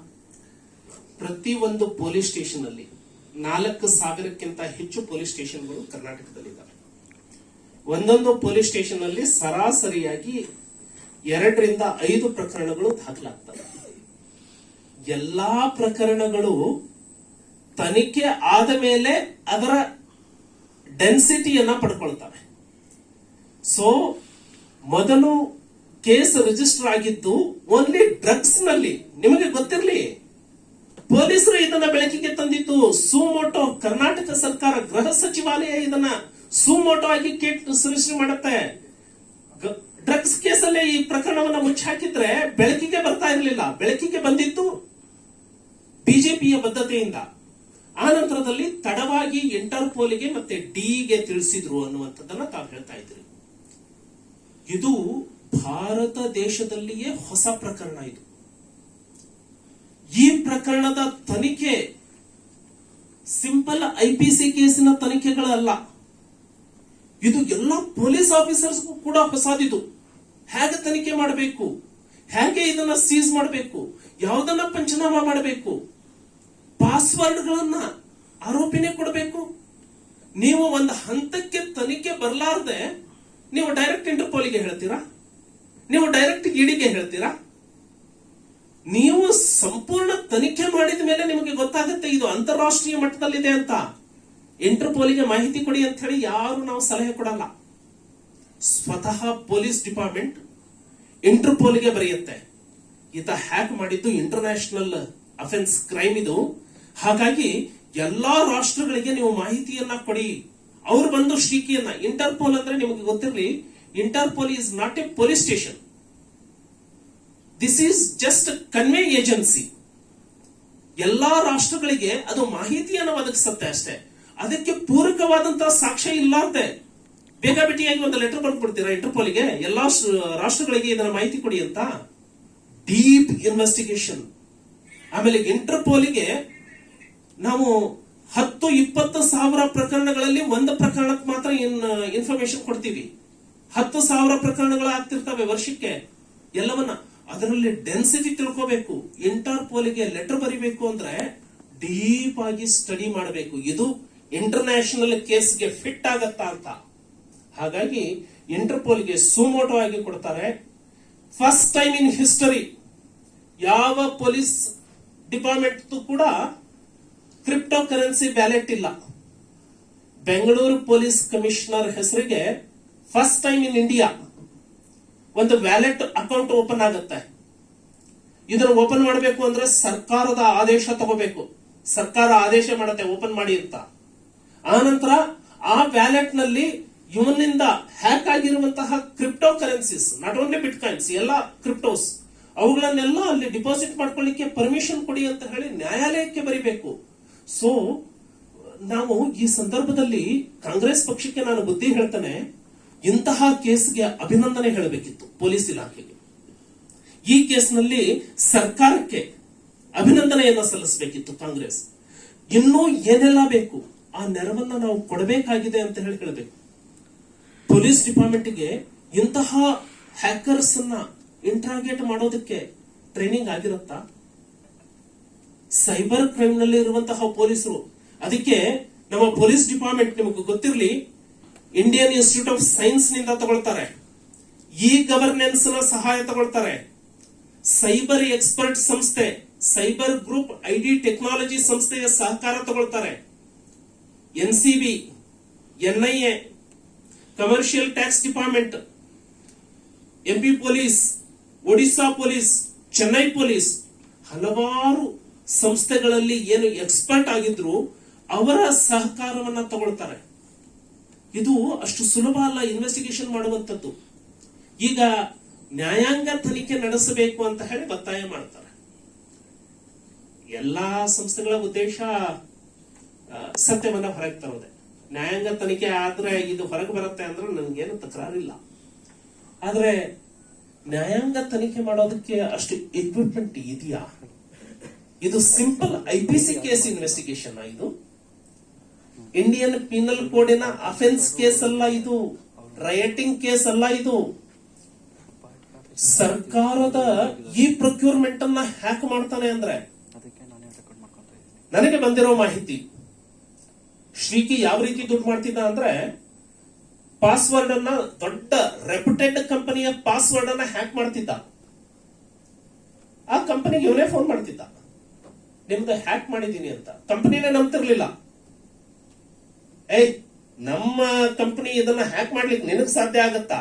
ಸಾಧ್ಯನೇ ಇಲ್ಲ, ಇಡೋ ಫೋನ್ ಅಂತ ಹೇಳಿ ಕಟ್ ಮಾಡ್ತಿದ್ರು. ಯಾವ್ಯಾವ ಕಂಪನಿಯಲ್ಲಿ ಸಾವಿರಾರು ಜನ ಇಂಜಿನಿಯರ್ಸ್, ಸಾಫ್ಟ್ವೇರ್ ಇಂಜಿನಿಯರ್ಸ್ ಕೆಲಸ ಮಾಡ್ತಿದ್ರಲ್ಲ, ಆ ಕಂಪನಿ ಪಾಸ್ವರ್ಡ್ ಅನ್ನು ಇವನು ಹ್ಯಾಕ್ ಮಾಡ್ಕೊಳ್ತಿದ್ದ.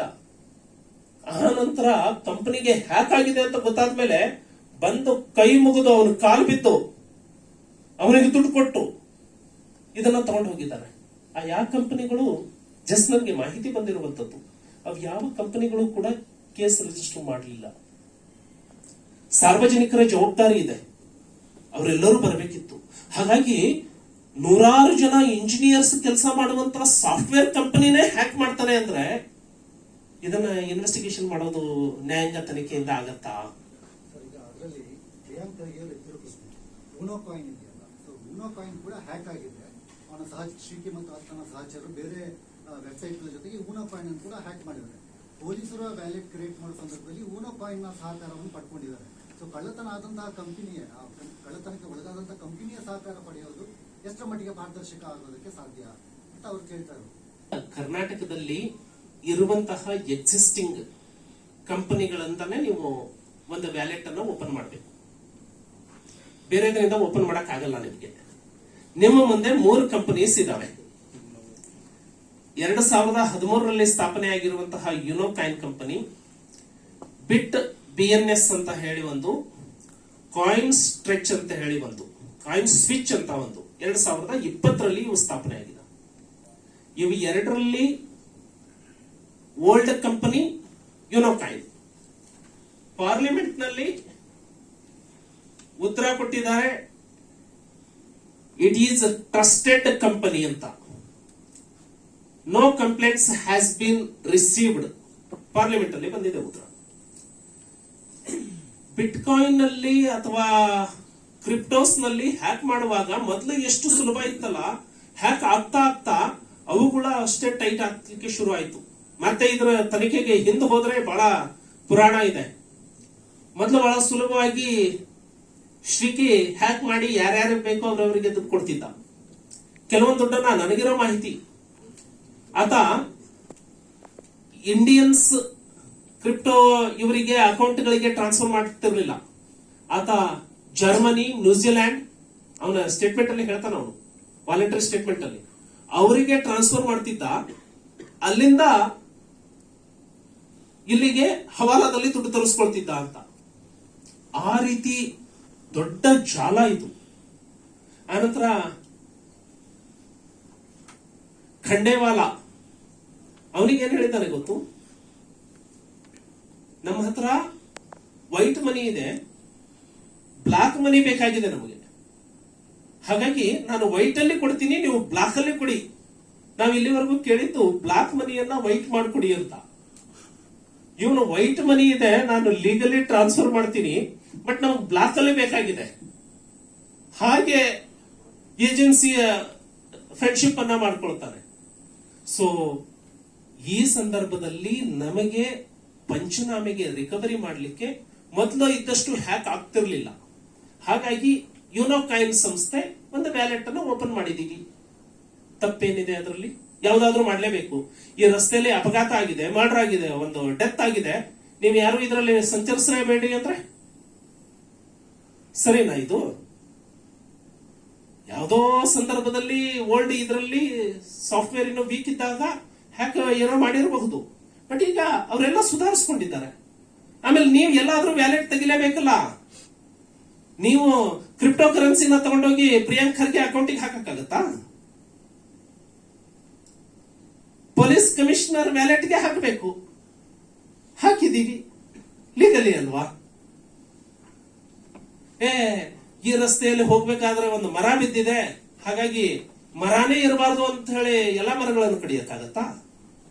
ಇವೆಲ್ಲ ಅತ್ಯಂತ ಬಾಲಿಶವಾದಂತಹ ಹೇಳಿಕೆಗಳು, ಅಪ್ರಬುದ್ಧ ಹೇಳಿಕೆಗಳು. ಮೆದುಳು ಬೆಳೆದಿಲ್ಲ, ದೇಹ ಬೆಳೆದಾಗ ಮಾತ್ರ ಇಂಥ ಪ್ರಶ್ನೆಗಳು ಬರ್ತವೆ. ಅದು ನಿಜಾನ ಅಥವಾ ಸುಳ್ಳ? ಸರ್, ನೀವು 161 CRPC ಅನ್ನ ಓದಿದ್ರೆ ನಿಮ್ಗೆ ಗೊತ್ತಾಗುತ್ತೆ. ಅಲ್ಲ, ಓಕೆ ಸರ್. ನಾನು 4 ಅಂಶಗಳನ್ನ ಹೇಳಿದೆ. ಸ್ವ ಇಚ್ಛಾ ಹೇಳಿಕೆ, ಅವನು ಏನೇ ಕೊಟ್ಟಿದ್ರು ಅದನ್ನು ಯಥಾವತ್ತಾಗಿ ಇಳಿಸಬೇಕು. 27 ರಿಕವರಿ ಆದರೆ ಮಾತ್ರ ಅಷ್ಟರ ಮಟ್ಟಿಗೆ ಅದನ್ನ ನ್ಯಾಯಾಲಯದಲ್ಲಿ ವಿಚಾರಣೆಗೆ ತರಬೇಕು. ಅವನು 12 ಪುಟಗಳ ಹೇಳಿಕೆಯನ್ನ ಕೊಡ್ತಾನೆ. ಉದಾಹರಣೆಗೆ, ನಾನು ಬಂಗಾರವನ್ನ ಈ ದೇವಸ್ಥಾನದಿಂದ ಕಳ್ಳತನ ಮಾಡಿದ್ದೇನೆ, ಇದನ್ನ ತಗೊಂಡೋಗಿ ಈ ಬಾವಿಯಲ್ಲಿ ಬಿಸಾಕಿದ್ದೇನೆ, ಹೇಳಿಕೆ ಕೊಟ್ಬಿಡ್ತಾನೆ. ಪೊಲೀಸರು ಏನ್ ಮಾಡ್ತಾರೆ?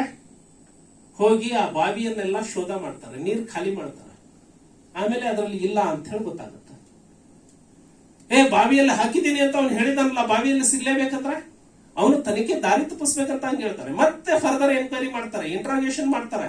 ಅವಾಗ ಇಲ್ಲ ಸರ್, ನಾನು ಸುಳ್ಳೆ ಹೇಳಿದೆ, ಆಕ್ಚುಲಿ ಅದನ್ನ ಇಂತ ಜ್ಯುವೆಲ್ಲರಿ ಶಾಪ್ಗೆ ಕೊಟ್ಟಿದ್ದೀನಿ. ಅದರಲ್ಲೂ 10 ಜ್ಯುವೆಲ್ಲರಿ ಶಾಪ್ ಹೇಳಬಹುದು, ಅದರಲ್ಲಿ 8 ಸುಳ್ಳಿರಬಹುದು. ಸೊ ಇನ್ವೆಸ್ಟಿಗೇಷನ್ ಎಲ್ಲಿವರೆಗೆ ರಿಕವರಿ ಆಗತ್ತೆ ಅಷ್ಟರ ಮಟ್ಟಿಗೆ ಮಾತ್ರ ಅವನ ಹೇಳಿಕೆಯನ್ನು ಪಡ್ಕೋಬೇಕು. ಸ್ವಇಚ್ಛಾ ಹೇಳಿಕೆ 12 ಪುಟಗಳಲ್ಲಿ ನ್ಯಾಯಾಲಯ ಯಾವ ಲೈನ್ ಅನ್ನು ಓದೋದಿಲ್ಲ. 161 CRPC ಅಲ್ಲಿ ಸ್ಟೇಟ್ಮೆಂಟ್ ಕ್ಲಿಯರ್ ಇದೆ. 164 ಸ್ಟೇಟ್ಮೆಂಟ್ ಅಂತ ಕೂಡ ಆಗತ್ತೆ, ತಮ್ಮ ಮಾಹಿತಿಗೆ ಹೇಳ್ತಾರೆ. ಇದು ಪೊಲೀಸರ ಮುಂದೆ ಹೇಳಿಕೆಯನ್ನ ಸ್ವಇಚ್ಛಾ ಹೇಳಿಕೆ ಕೊಟ್ರೆ ಅದು 161 CRPC ಕೆಳಗೆ ಮಾಡ್ತೀವಿ. ನ್ಯಾಯಾಧೀಶರ ಮುಂದೆ ಹೋಗಿ ನಾನು ಹೇಳಿಕೆಯನ್ನ ಕೊಡ್ತೇನೆ, ಪೊಲೀಸರ ಮುಂದೆ ಕೊಡಲ್ಲ ಅಂತ ಹೇಳಿದ್ರೆ, ಅಥವಾ ಪೊಲೀಸರೇ ಅವನನ್ನ ಹಾಜರುಪಡಿಸಿದ್ರೆ, ನ್ಯಾಯಾಧೀಶರು ಕೇಳೋ ಮೊದಲನೇ ಪ್ರಶ್ನೆ ಏನ್ ಗೊತ್ತಾ? ಆರೋಪಿಗೆ ನೀನು ಸ್ವ ಇಚ್ಛಾ ಹೇಳಿಕೆಯನ್ನ ಕೊಡುವ ಉದ್ದೇಶ ಇಲ್ಲ, ಒತ್ತಾಯ ಇಲ್ಲ. ನಂಬರ್ 1, ನ್ಯಾಯವಾದಿಗಳು ಇಲ್ಲೇ ಇದ್ದಾರೆ. ಎರಡನೇದು, ನೀನು ಕೊಟ್ಟಂತಹ ಹೇಳಿಕೆಯನ್ನ ನಿನ್ನ ವಿರುದ್ಧವೇ ಸಾಕ್ಷ್ಯವಾಗಿ ನ್ಯಾಯಾಲಯದಲ್ಲಿ ಬಳಸಲಾಗುವುದು. ಈ ಎರಡನ್ನ ಹೇಳಿದ ಮೇಲೆನೆ ಅವನು ಸ್ವಇಚ್ಛಾ ಹೇಳಿಕೆಯನ್ನು ನ್ಯಾಯಾಧೀಶರು ಮುಂದೆ ಕೊಡ್ತಾನೆ. ಹಾಗಾಗಿ ಅವನು ಕೊಟ್ಟಿದ್ದು ಎಷ್ಟರ ಮಟ್ಟಿಗೆ ರಿಕವರಿ ಆಗುತ್ತೆ ಅಷ್ಟರ ಮಟ್ಟಿಗೆ ಮಾತ್ರ ಬಳಸಬೇಕು ಅಂತ ಹೇಳಿ ಇಂಡಿಯನ್ ಎವಿಡೆನ್ಸ್ ಆಕ್ಟ್ ಕ್ಲಿಯರ್ ಆಗಿ ಹೇಳುತ್ತೆ. ಹಾಗಾಗಿ ಅವನು ಕೊಟ್ಟಿದ್ರಲ್ಲಿ ಬಹಳಷ್ಟು ಸುಳ್ಳು ಅಂತ ಹೇಳಿ ತನಿಖಾ ಸಂಸ್ಥೆಗೆ ತಿಳಿದು ಬಂದಿದೆ. ಎಷ್ಟು ಸತ್ಯವೋ ಅವನ್ನೆಲ್ಲವನ್ನ ರಿಕವರಿ ಮಾಡುವಂತಹ ಪ್ರಯತ್ನ ನಡೆದಿದೆ.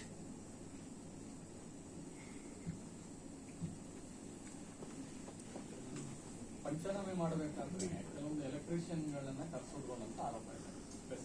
ಈ ಆರೋಪವನ್ನ ಯಾರು ಮಾಡಿದ್ರು?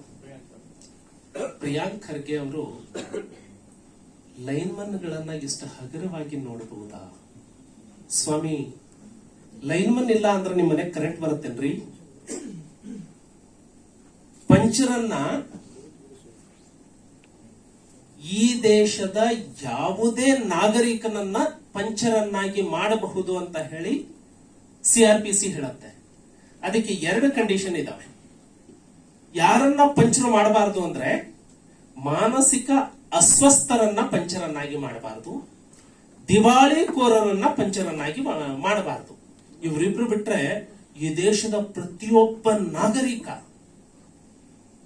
ಪ್ರಶ್ನೆ ಇದ್ದಿದ್ದು ಇಂಥ ಒಂದು ಕಾಂಪ್ಲಿಕೇಟೆಡ್ ಇಶ್ಯೂಗೆ ಲೈನ್ಮನ್ ಇರ್ಬೋದು ಅಥವಾ ಅಲ್ಲ, ನೀವು ಲೈನ್ಮನ್ ಅನ್ನ ಯಾಕೆ ಹಗುರವಾಗಿ ನೋಡ್ತಾ ಇದ್ದೀರಿ? ನಾನು ಹೇಳೋದು ಈ ಇಶ್ಯೂ ಸಂಬಂಧಪಟ್ಟ ಈ ಇಶ್ಯೂನಲ್ಲಿ ಅವರು ಪಂಚರ ಯಾಕೆ ಆಗಬಾರದು? ಎಲ್ಲಿ ತಪ್ಪಿದೆ? ಏನ್ ಸಂಬಂಧ ಅನ್ನೋದು ನಾವು ಹೇಳೋದು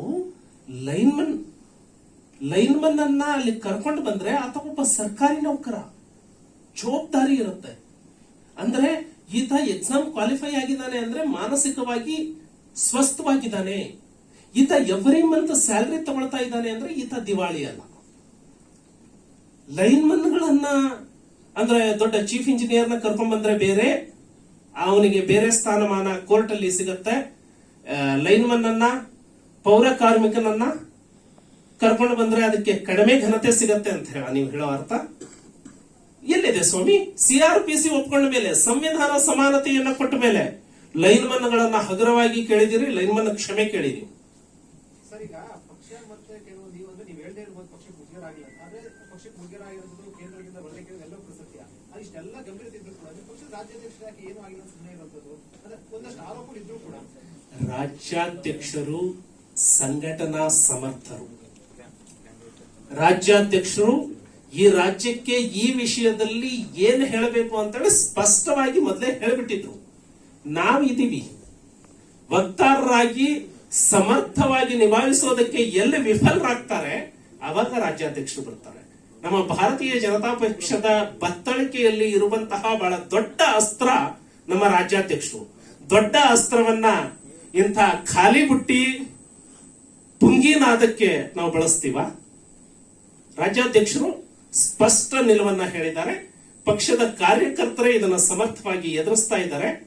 ಬಿಜೆಪಿ ಪಕ್ಷ ಎಷ್ಟು ನಿಷ್ಠೆ ಇದೆ ಅನ್ನೋದು ಇಡೀ ರಾಜ್ಯದ ಜನತೆಗೆ ಈಗ ಗೊತ್ತಾಗ್ತಾ ಇದೆ. ಅದೇ ಕಾಂಗ್ರೆಸ್ ಪಕ್ಷ ನೀವು ಕ್ರೆಡಿಟ್ ತಗೋಬಹುದಾಗಿತ್ತಲ್ವಾ? 2018ರಲ್ಲಿ ಇದನ್ನ ಬೆಳಕನ್ನ ಪ್ರಕರಣಕ್ಕೆ ತಂದಿದ್ರೆ, ಒಂದು ನಮ್ಮ ಸರ್ಕಾರದ ಈ ಪ್ರೊಕ್ಯೂರ್ಮೆಂಟ್ 10.5 ಕೋಟಿ ಹೋಗೋದನ್ನ ನೀವು ನಿಲ್ಲಿಸಬಹುದಾಗಿತ್ತಾ? ಬೇರೆದು ಬಿಟ್ಬಿಡಿ. ನೀವು ಬಿಟ್ಟಿದ್ದಕ್ಕಲ್ವಾ ಸ್ವಾಮಿ ಸರ್ಕಾರದ 10.5 ಕೋಟಿ ಈ ಪ್ರೊಕ್ಯೂರ್ಮೆಂಟ್ ಹಣವನ್ನ ಆತ ಲಟಾಯಿಸಿದ್ದು. ನಿಮ್ಮ ಕೈಯಿಂದ ಹೋದವನು ನಿಮ್ಮ ದುಡ್ಡನ್ನೇ ಲೂಟಿ ಮಾಡ್ಲಿಕ್ಕೆ ನೀವು ಅವಕಾಶ ಮಾಡಿಕೊಡ್ಲಿಲ್ವಾ? ಚಾಪ್ಟರ್ ಫ್ಲೈಟ್ ನಲ್ಲಿ ಅವನನ್ನ ಓಡಾಡಿಸಿದ್ರಲ್ಲ.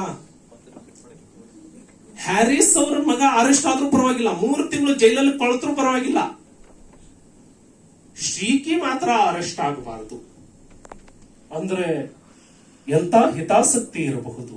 ಸರ್, ನಿಮ್ಮ ಆರೋಪದ ಶ್ರೀಕಿ ಜೊತೆ ಕಾಂಗ್ರೆಸ್ ಮುಖಂಡರು ಸಂಬಂಧ ಹೊಂದಿದ್ದಾರೆ ಅಂತ ಅಥವಾ ನೋಡಿ, ಇವನ್ ಪ್ರಕರಣದ ಆರೋಪಿಯೇ ಆರೋಪ ಸಾಬೀತಾಗುವವರೆಗೆ ಅಪರಾಧಿ ಅನ್ನಬಾರದು ಅಂತ ಹೇಳಿದೆ.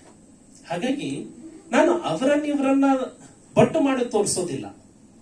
ಶ್ರೀಕೆನೆ ಹೇಳಿದ್ದಾನೆ. ಅವನ ವಾಲಂಟರಿ ಸ್ಟೇಟ್ಮೆಂಟ್ ಅಲ್ಲಿ ಮೊಹಮ್ಮದ್ ನಲಪಾಡ ನನ್ನ ಕ್ಲೋಸ್ ಫ್ರೆಂಡ್, ಬಹಳಷ್ಟು ವರ್ಷದಿಂದ ನಾನು ಅವನ ಅಸೋಸಿಯೇಷನ್ ಅಲ್ಲಿ ಇದ್ದೀನಿ ಅಂತ. ಪೇಜ್ ನಂಬರ್ ಹೇಳ್ಬೇಕಂದ್ರೆ ಹೇಳ್ತೀನಿ. ಅವನ ವಾಲಂಟರಿ ಸ್ಟೇಟ್ಮೆಂಟ್ ಅಲ್ಲಿ ಇದೆ. ಸೊ ಇಷ್ಟಿರುವಾಗ ಇನ್ನೇನು ಮಾಡ್ಲಿಕ್ಕೆ ಸಾಧ್ಯ? ಹಾಗಾಗಿ ಕಾಂಗ್ರೆಸ್ ಜನರ ಮುಂದೆ ಬೆತ್ತಲಾಗಿದೆ. ಕಾಂಗ್ರೆಸ್ ಏನೆಲ್ಲ ನಾಟಕ ಮಾಡಿದ್ರು ಸತ್ಯವೇ ಗೆಲ್ಲುವಂತದ್ದು, ಬೆಳಕು ಮಾತ್ರ ಎಲ್ಲವನ್ನ ತೋರಿಸುವಂತದ್ದು. ಕತ್ತಲು ದಾರಿ ತೋರಿಸಲ್ಲ, ಬೆಳಕು ದಾರಿ ತೋರಿಸುತ್ತೆ. ಸರ್, ಈಗ ಒಬ್ಬರು ಪೊಲೀಸ್ ಅಧಿಕಾರಿ ಆಗಿದ್ದಾರೆ ಸರ್, ಒಂದು ಕೇಸಲ್ಲಿ ಎಷ್ಟು FIR ಮಾಡಬೇಕು? ಒಂದು ಕೇಸಲ್ಲಿ ಈಗ ಅಡಿಷನಲ್ ಆಗಿ ಆಡ್ ಮಾಡ್ಕೊಂಡು ಹೋಗ್ತೀರಾ. ಒಂದು ಕೇಸಿಗೆ ನೀವು ಮಾಡುವಂತ ಸಂದರ್ಭದಲ್ಲಿ ಅದೇ ಕೇಸ್ಗೆ ಆಡ್ ಮಾಡ್ಕೊಂಡು ಹೋಗ್ತೀರಾ. ಅದೇ ಶ್ರೀಕಿ ಮೇಲೆ ಎಷ್ಟು FIR ಮಾಡಿದ್ದಾರೆ? ನೋಡು, ಬಹಿರಂಗ ಪಡಿಸ್ತಾರ ಸರ್ಕಾರ, ಎಲ್ಲವನ್ನು ಮುಚ್ಚಿಡ್ತಾರಂತೆ. ಇದಕ್ಕೆ ಅದೇ ಕಾರಣ ಆಗಿದೆ. ಇಲ್ಲ, ನೀವು ಒಂದು ಪ್ರಕರಣ ಬೇರೆ, ಒಬ್ಬ ವ್ಯಕ್ತಿ ಬೇರೆ. ನೀವು ತಿಳ್ಕೊಳ್ಳಿ, ಒಬ್ಬ ವ್ಯಕ್ತಿ ಒಂದೇ ಪ್ರಕರಣಕ್ಕೆ ಸಂಬಂಧಪಟ್ಟಂತೆ ಅಪರಾಧ ಮಾಡಿದ್ರೆ ಅದು ಒಂದು ಅಪರಾಧ. ಆಡ್ ಮಾಡ್ಕೊಂಡು ಹೋಗ್ತೀರಾ? ಹಾ, ಅಲ್ಲ, ಒಂದು ಅಪರಾಧ. ಆದ್ರೆ ಇದಕ್ಕೆ ಸಂಬಂಧ ಇಲ್ಲದೆ ಇಲ್ಲಿ ಬೇರೆ ಕಡೆ ಮಾಡಿರ್ತಾನೆ, ಅದು ಬೇರೆ ದಿನಾನೇ ಇರುತ್ತೆ, ಬೇರೆ ಟೈಮ್ ಇರುತ್ತೆ, ಬೇರೆ ಸ್ಥಳನೇ ಇರುತ್ತೆ. ಇನ್ವೆಸ್ಟಿಗೇಷನ್ ಮಾಡ್ತಾರ ನೀವು ಒಬ್ಬರೇ ಅಲ್ವಾ ಸರ್? ಹಾ, ಇಲ್ಲಿ ಕೇಳಿ, CRPCನೇ ಕ್ಲಿಯರ್ ಆಗಿ ಹೇಳುತ್ತೆ, ಒಂದು ಪ್ರಕರಣಕ್ಕೆ ಒಂದೇ FIR. ಆದ್ರೆ ಹಲವು ಪ್ರಕರಣಗಳಿಗೆ ಒಂದೇ FIR ನಲ್ಲಿ ಮಾಡೋದಕ್ಕೆ ಬರಲ್ಲ. ಈಗ ಉಮೇಶ್ ರೆಡ್ಡಿ ರೇಪ್ ಮಾಡಿದ್ದ, ಎಲ್ಲಾ ರೇಪ್ ಸೆಕ್ಷನ್ ಒಂದೇ ಅಲ್ಲ, 376 ಹಾಕ್ತಿರಿ. ಹಾಗಾಗಿ ಎಲ್ಲಾ ರೇಪ್ಗಳನ್ನ ಒಂದರಲ್ಲೇ ಸೇರಿಸ್ಬಿಡಿ ಅನ್ನಕ್ಕಾಗಲ್ಲ. ಘಟನಾ ಸ್ಥಳ, motive, place of occurrence different ಆಗಿರುತ್ತೆ, ಪ್ಲೇಸ್ ಡಿಫರೆಂಟ್ ಆಗಿರುತ್ತೆ. ಒಂದು ಅಪರಾಧಕ್ಕೆ ಪ್ರಿಪರೇಷನ್, ಮೋಷನ್ ಅಂಡ್ ಕಮಿಷನ್ 3 ಅಂಶಗಳು ಬರ್ತವೆ. ಈ ಅಪರಾಧ ಮಾಡೋದಕ್ಕೆ ಬೇರೆ ಪ್ರಿಪರೇಷನ್, ಬೇರೆ ಸ್ಪಾಟ್, ಅಲ್ಲಿ ಮಾಡೋದಕ್ಕೆ ಬೇರೆ ಮೋಟೋನೇ ಇರುತ್ತೆ. ಹಂಗೆ ಬೇರೆ ಬೇರೆ 100 ಅಪರಾಧ ಮಾಡಿದ್ರೆ 100 FIR ಮಾಡಬೇಕು. ಒಬ್ಬ ವ್ಯಕ್ತಿ 1000 ಅಪರಾಧಗಳನ್ನು ಮಾಡಿದ್ರು ಒಂದೇ ಅಪರಾಧಕ್ಕೆ ಸಂಬಂಧಪಟ್ಟಂತೆ ಇದ್ರೆ ಅದು ಒಂದೇ. ಬೇರೆ ಬೇರೆ ಅಪರಾಧಗಳು ಆದವು ಅಂದ್ರೆ ಅವೆಲ್ಲವೂ ಕೂಡ ಬೇರೆ ಕ್ರೈಮ್ ನಂಬರ್ ಅಲ್ಲೇ ರಿಜಿಸ್ಟರ್ ಮಾಡಬೇಕು. ಅದೇ ಸರ್, ಇವ್ರು ಮಾಡಿರ್ತಕ್ಕಂಥದ್ದು ಯಾಕಿಂಗ್ ಬಿಟ್ಕಾಯಿನ್ ಅಲ್ಲಿ. ಆ ಬಿಟ್ಕಾಯಿನ್ ಅಲ್ಲಿ FIR ಮಾಡಿದ್ದಾರೆ. FIR ಮಾಡಿ ಇವನ್ನ IT ಆಕ್ಟ್ ಅಲ್ಲಿ ಇವನ್ನ ಅರೆಸ್ಟ್ ಮಾಡಿ ಇನ್ವೆಸ್ಟಿಗೇಷನ್ ಸಹ ಮಾಡ್ತಾರೆ. ಇನ್ವೆಸ್ಟಿಗೇಷನ್ ಮಾಡಿದಾಗ ಅವ್ನು ಹೇಳಿಕೆಗಳನ್ನ ಕೊಡ್ತಾನೆ, ಅದ್ರ ಮೇಲೆ ಕೆಲವೊಂದಿಷ್ಟು FIR ಮಾಡ್ಕೊಳ್ಳೋದು, ಅದನ್ನ ಯಾರು ಮಾಡ್ಕೊಳ್ತಿಲ್ಲ. ಆದ್ರೆ ಇವನ್ ಕೇಸಲ್ಲಿ ಹಂಗಾಗಿಲ್ಲ, ಸಪ್ರೇಟ್ ಆಗಿ FIR ಮಾಡ್ತಾರೆ. ಒಂದು ಡ್ರಗ್ಸ್ ಕೇಸ್, ಅದು ಡಿಫರೆಂಟ್. ಆನಂತರ ಹ್ಯಾಕಿಂಗಿಗೆ ಬಂದ, ನನ್ನ ವ್ಯಾಲೆಟ್ ನಿಂದ ಹ್ಯಾಕಿಂಗ್ ಮಾಡದ, ಅದು ಒಂದು ಪ್ರಕರಣ ಬೇರೆ. ನಿಮ್ಮ ವ್ಯಾಲೆಟ್ ನಿಂದ ಹ್ಯಾಕ್ ಮಾಡದ, ಅದು ಪ್ರಕರಣ ಬೇರೆನೆ. ಈ ಪ್ರಕರಣಕ್ಕೆ ಸೇರ್ಸಕ್ಕಾಗೋದಿಲ್ಲ. ನನ್ನ ಅಕೌಂಟ್ ಇಂದ ಹೋಗಿದ್ದಷ್ಟೇ ನಾನು ಕಂಪ್ಲೇಂಟ್ ಕೊಡ್ತೀನಿ. ನಿಮ್ಮದು ಹೋಗಿದ್ದು ಅದು ಬೇರೆ ಪ್ಲೇಸ್ ಆಗಿರುತ್ತೆ, ಬೇರೆ ಇದ್ರಲ್ಲಿ ಆಗಿರುತ್ತೆ. ಇಲ್ಲ, ನನ್ನ ಅಕೌಂಟ್ ಅಲ್ಲೇ ನಿಮ್ಮ ದುಡ್ಡು ಇತ್ತು, 50% ರಾಜೀವ್ದಿತ್ತು, 50% ನಂದಿತ್ತು, ನಂದು ಬೇರೆ FIR ಮಾಡಿ ಅಂದ್ರೆ ಬರಲ್ಲ, ಅದು ಒಂದೇ FIR. ಕಂಪ್ಲೇಂಟ್ ಯಾರು ಕೊಟ್ಟಿಲ್ಲ ಅಂತ ನೀವ್ ಹೇಳಿದ್ರು ಸರ್. ಯಾವುದಕ್ಕೆ? ಕೆಲವೊಂದಿಷ್ಟು ಇವ್ರು ಕಂಪ್ಲೇಂಟ್ ಅಲ್ಲ, CRPC ಯಲ್ಲಿ ಸ್ಪಷ್ಟ ಇದೆ ಕಂಪ್ಲೇನೆಂಟ್ ಯಾರು ಅಂತ.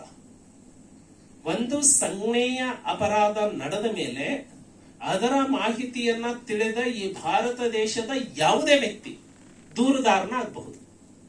ಸುಮೋಟೋ ಒಂದು ಕೊಲೆ ಆಗತ್ತೆ, ಕೊಲೆ ಆದಾಗ ಯಾರು ಕಂಪ್ಲೇಂಟ್ ಕೊಡೋದಕ್ಕೆ ಅವ್ರ ಮನೆಯವರೇ ಬರೋದಿಲ್ಲ, ತನಿಖಾ ಅಧಿಕಾರಿನೇ ಕಂಪ್ಲೇಂಟ್ ಕೊಡ್ತಾರೆ ಸುಮೋಟೋ ಆಗಿ. ಹಾಗೆ ಕಂಪ್ಲೇಂಟ್ ಯಾರು ಬೇಕಾದ್ರೂ ಆಗಬಹುದು. ಹಾಗಾಗಿ ನಾವು ಮುಕ್ತವಾಗಿ ಸ್ವಾಗತವನ್ನ ಮಾಡಿದ್ದೇವೆ ಸಿದ್ದರಾಮಯ್ಯನವರಿಗೆ. ನಿಮ್ಮ ಹತ್ರ ಇರೋ ದಾಖಲೆ ಎಲ್ಲ ತಗೊಂಡು ಬನ್ನಿ, ನೀವೇ ಕಂಪ್ಲೇಂಟ್ ಆಗ್ತೀರಾ ಆಗಿ, ಇಲ್ಲ ಪೊಲೀಸ್ ಏಜೆನ್ಸಿಗೆ ದಾಖಲೆ ಕೊಟ್ರೆ ಸುಮೋಟೋ ಅವರು ಕೂಡ ಕೇಸ್ ರಿಜಿಸ್ಟರ್ ಮಾಡ್ತಾರೆ. ನಿನ್ನೆ ಸಿದ್ದರಾಮಯ್ಯ ಅವರು ಹೇಳಿದ್ರು ನನ್ನ ಹತ್ರ ಸಾಕ್ಷಿ ಇದೆ ಅಂತ ನಾನು ಯಾವತ್ತಾದ್ರೂ ಹೇಳಿದ್ದ? ಇದು ಏನು, ನಾನಂತೂ ಕನ್ನಡವನ್ನ ಇಷ್ಟು ಮಟ್ಟಿಗೆ ನಾನು ಕನ್ನಡದಲ್ಲಿ ಅನಕ್ಷರಸ್ಥ ಅಂತೇಳಿ ನಾನು ತಿಳ್ಕೊಂಡಿಲ್ಲ. ರಾಜ್ಯದ ಪ್ರಭಾವಿ ರಾಜಕಾರಣಿಗಳಿದ್ದಾರೆ ಎಂಬ ಮಾಹಿತಿ ಇದೆ. ಯಾರಿಗಿದೆ? ಸಿದ್ದರಾಮಯ್ಯಗಿದೆ, ನನಗಿಲ್ಲ ಮಾಹಿತಿ. Burden of proof lies on him. ಆತನೇ ಪ್ರೂವ್ ಮಾಡಬೇಕು ಎಲ್ಲಿಂದ ಮಾಹಿತಿ ಬಂತು ಅಂತ, ನಾನು ಪ್ರೂವ್ ಮಾಡಕ್ಕಾಗಲ್ಲ. ಎರಡನೇದು, ವರದಿ ಕಳವಳಕಾರಿ. ಯಾವ ವರದಿ ಸ್ವಾಮಿ? ಎಲ್ಲಿ ಪ್ರಿಂಟ್ ಆಯ್ತು? ಯಾರು ಪಬ್ಲಿಷ್ ಮಾಡಿದ್ರು? ಎಲ್ಲಿಲ್ಲೇ ಆಯ್ತು? ಯಾರು ಬಿಡುಗಡೆ ಮಾಡಿದ್ರು? ನಿಮ್ಮ ಹತ್ರ ಇದೆ ವರದಿ. ನಾನು ಹುಡುಕ್ತಾ ಇದ್ದೀನಿ, ಲೈಬ್ರರಿಗೆ ಹೋಗಿ ಕೇಳಿದೆ, ಸಿದ್ದರಾಮಯ್ಯನವ್ರಿಗೆ ಸಿಕ್ಕ ವರದಿ ನನಗೂ ಕೊಡಿ ಅಂತ. ಅದನ್ನ ಅವರಿಗೆ ಕೇಳಿ ಸರ್ ಅಂದ್ರು ಅವರು. ಸೊ ವರದಿ ಮಾಹಿತಿ ಇದು ಆರ್ಡಿನರಿ ಪರ್ಸನ್ ಹೇಳಿದ್ದಲ್ಲ, ವಕೀಲಿಕೆಯನ್ನ ಮಾಡಿ ಮಾಜಿ ಮುಖ್ಯಮಂತ್ರಿ ಆದಂತಹ ವ್ಯಕ್ತಿ ಹೇಳಿರುವಂತದ್ದು. ಹಾಗಾಗಿ ರಾಜ್ಯದ ಜನತೆಗೆ ನೀವು ಇದನ್ನು ಕೊಡ್ಲಿಲ್ಲ ಅಂದ್ರೆ ಕ್ಷಮೆನಾದ್ರೂ ಕೇಳಬೇಕು. ನಾವು ಬೇರೆ ಏನೂ ಕೇಳ್ತಾ ಇಲ್ಲ. ನಿಮಗಿರುವ ಮಾಹಿತಿ ಎಲ್ಲಿ? ಮಾಹಿತಿಯನ್ನ ಮುಚ್ಚಿಡೋದು ಕೂಡ ಅಪರಾಧ ಅಲ್ವಾ? ಸಂವಿಧಾನಕ್ಕೆ ಮಾಡೋ ಅವಮಾನ ಅಲ್ವಾ? ನಿಮಗಿರೋ ಮಾಹಿತಿ ಮುಚ್ಚಿಟ್ರೆ ನೀವು ಸಂವಿಧಾನಕ್ಕೆ ಅಪಮಾನ ಮಾಡಿದ ಹಾಗೆ, ಡಾಕ್ಟರ್ ಬಾಬಾ ಸಾಹೇಬ್ ಅಂಬೇಡ್ಕರ್ ಅವರ ವಿಚಾರಧಾರೆಗೆ, ಮೌಲ್ಯಗಳಿಗೆ ಅಪಮಾನ ಮಾಡಿದ ಹಾಗೆ. ಧನ್ಯವಾದ.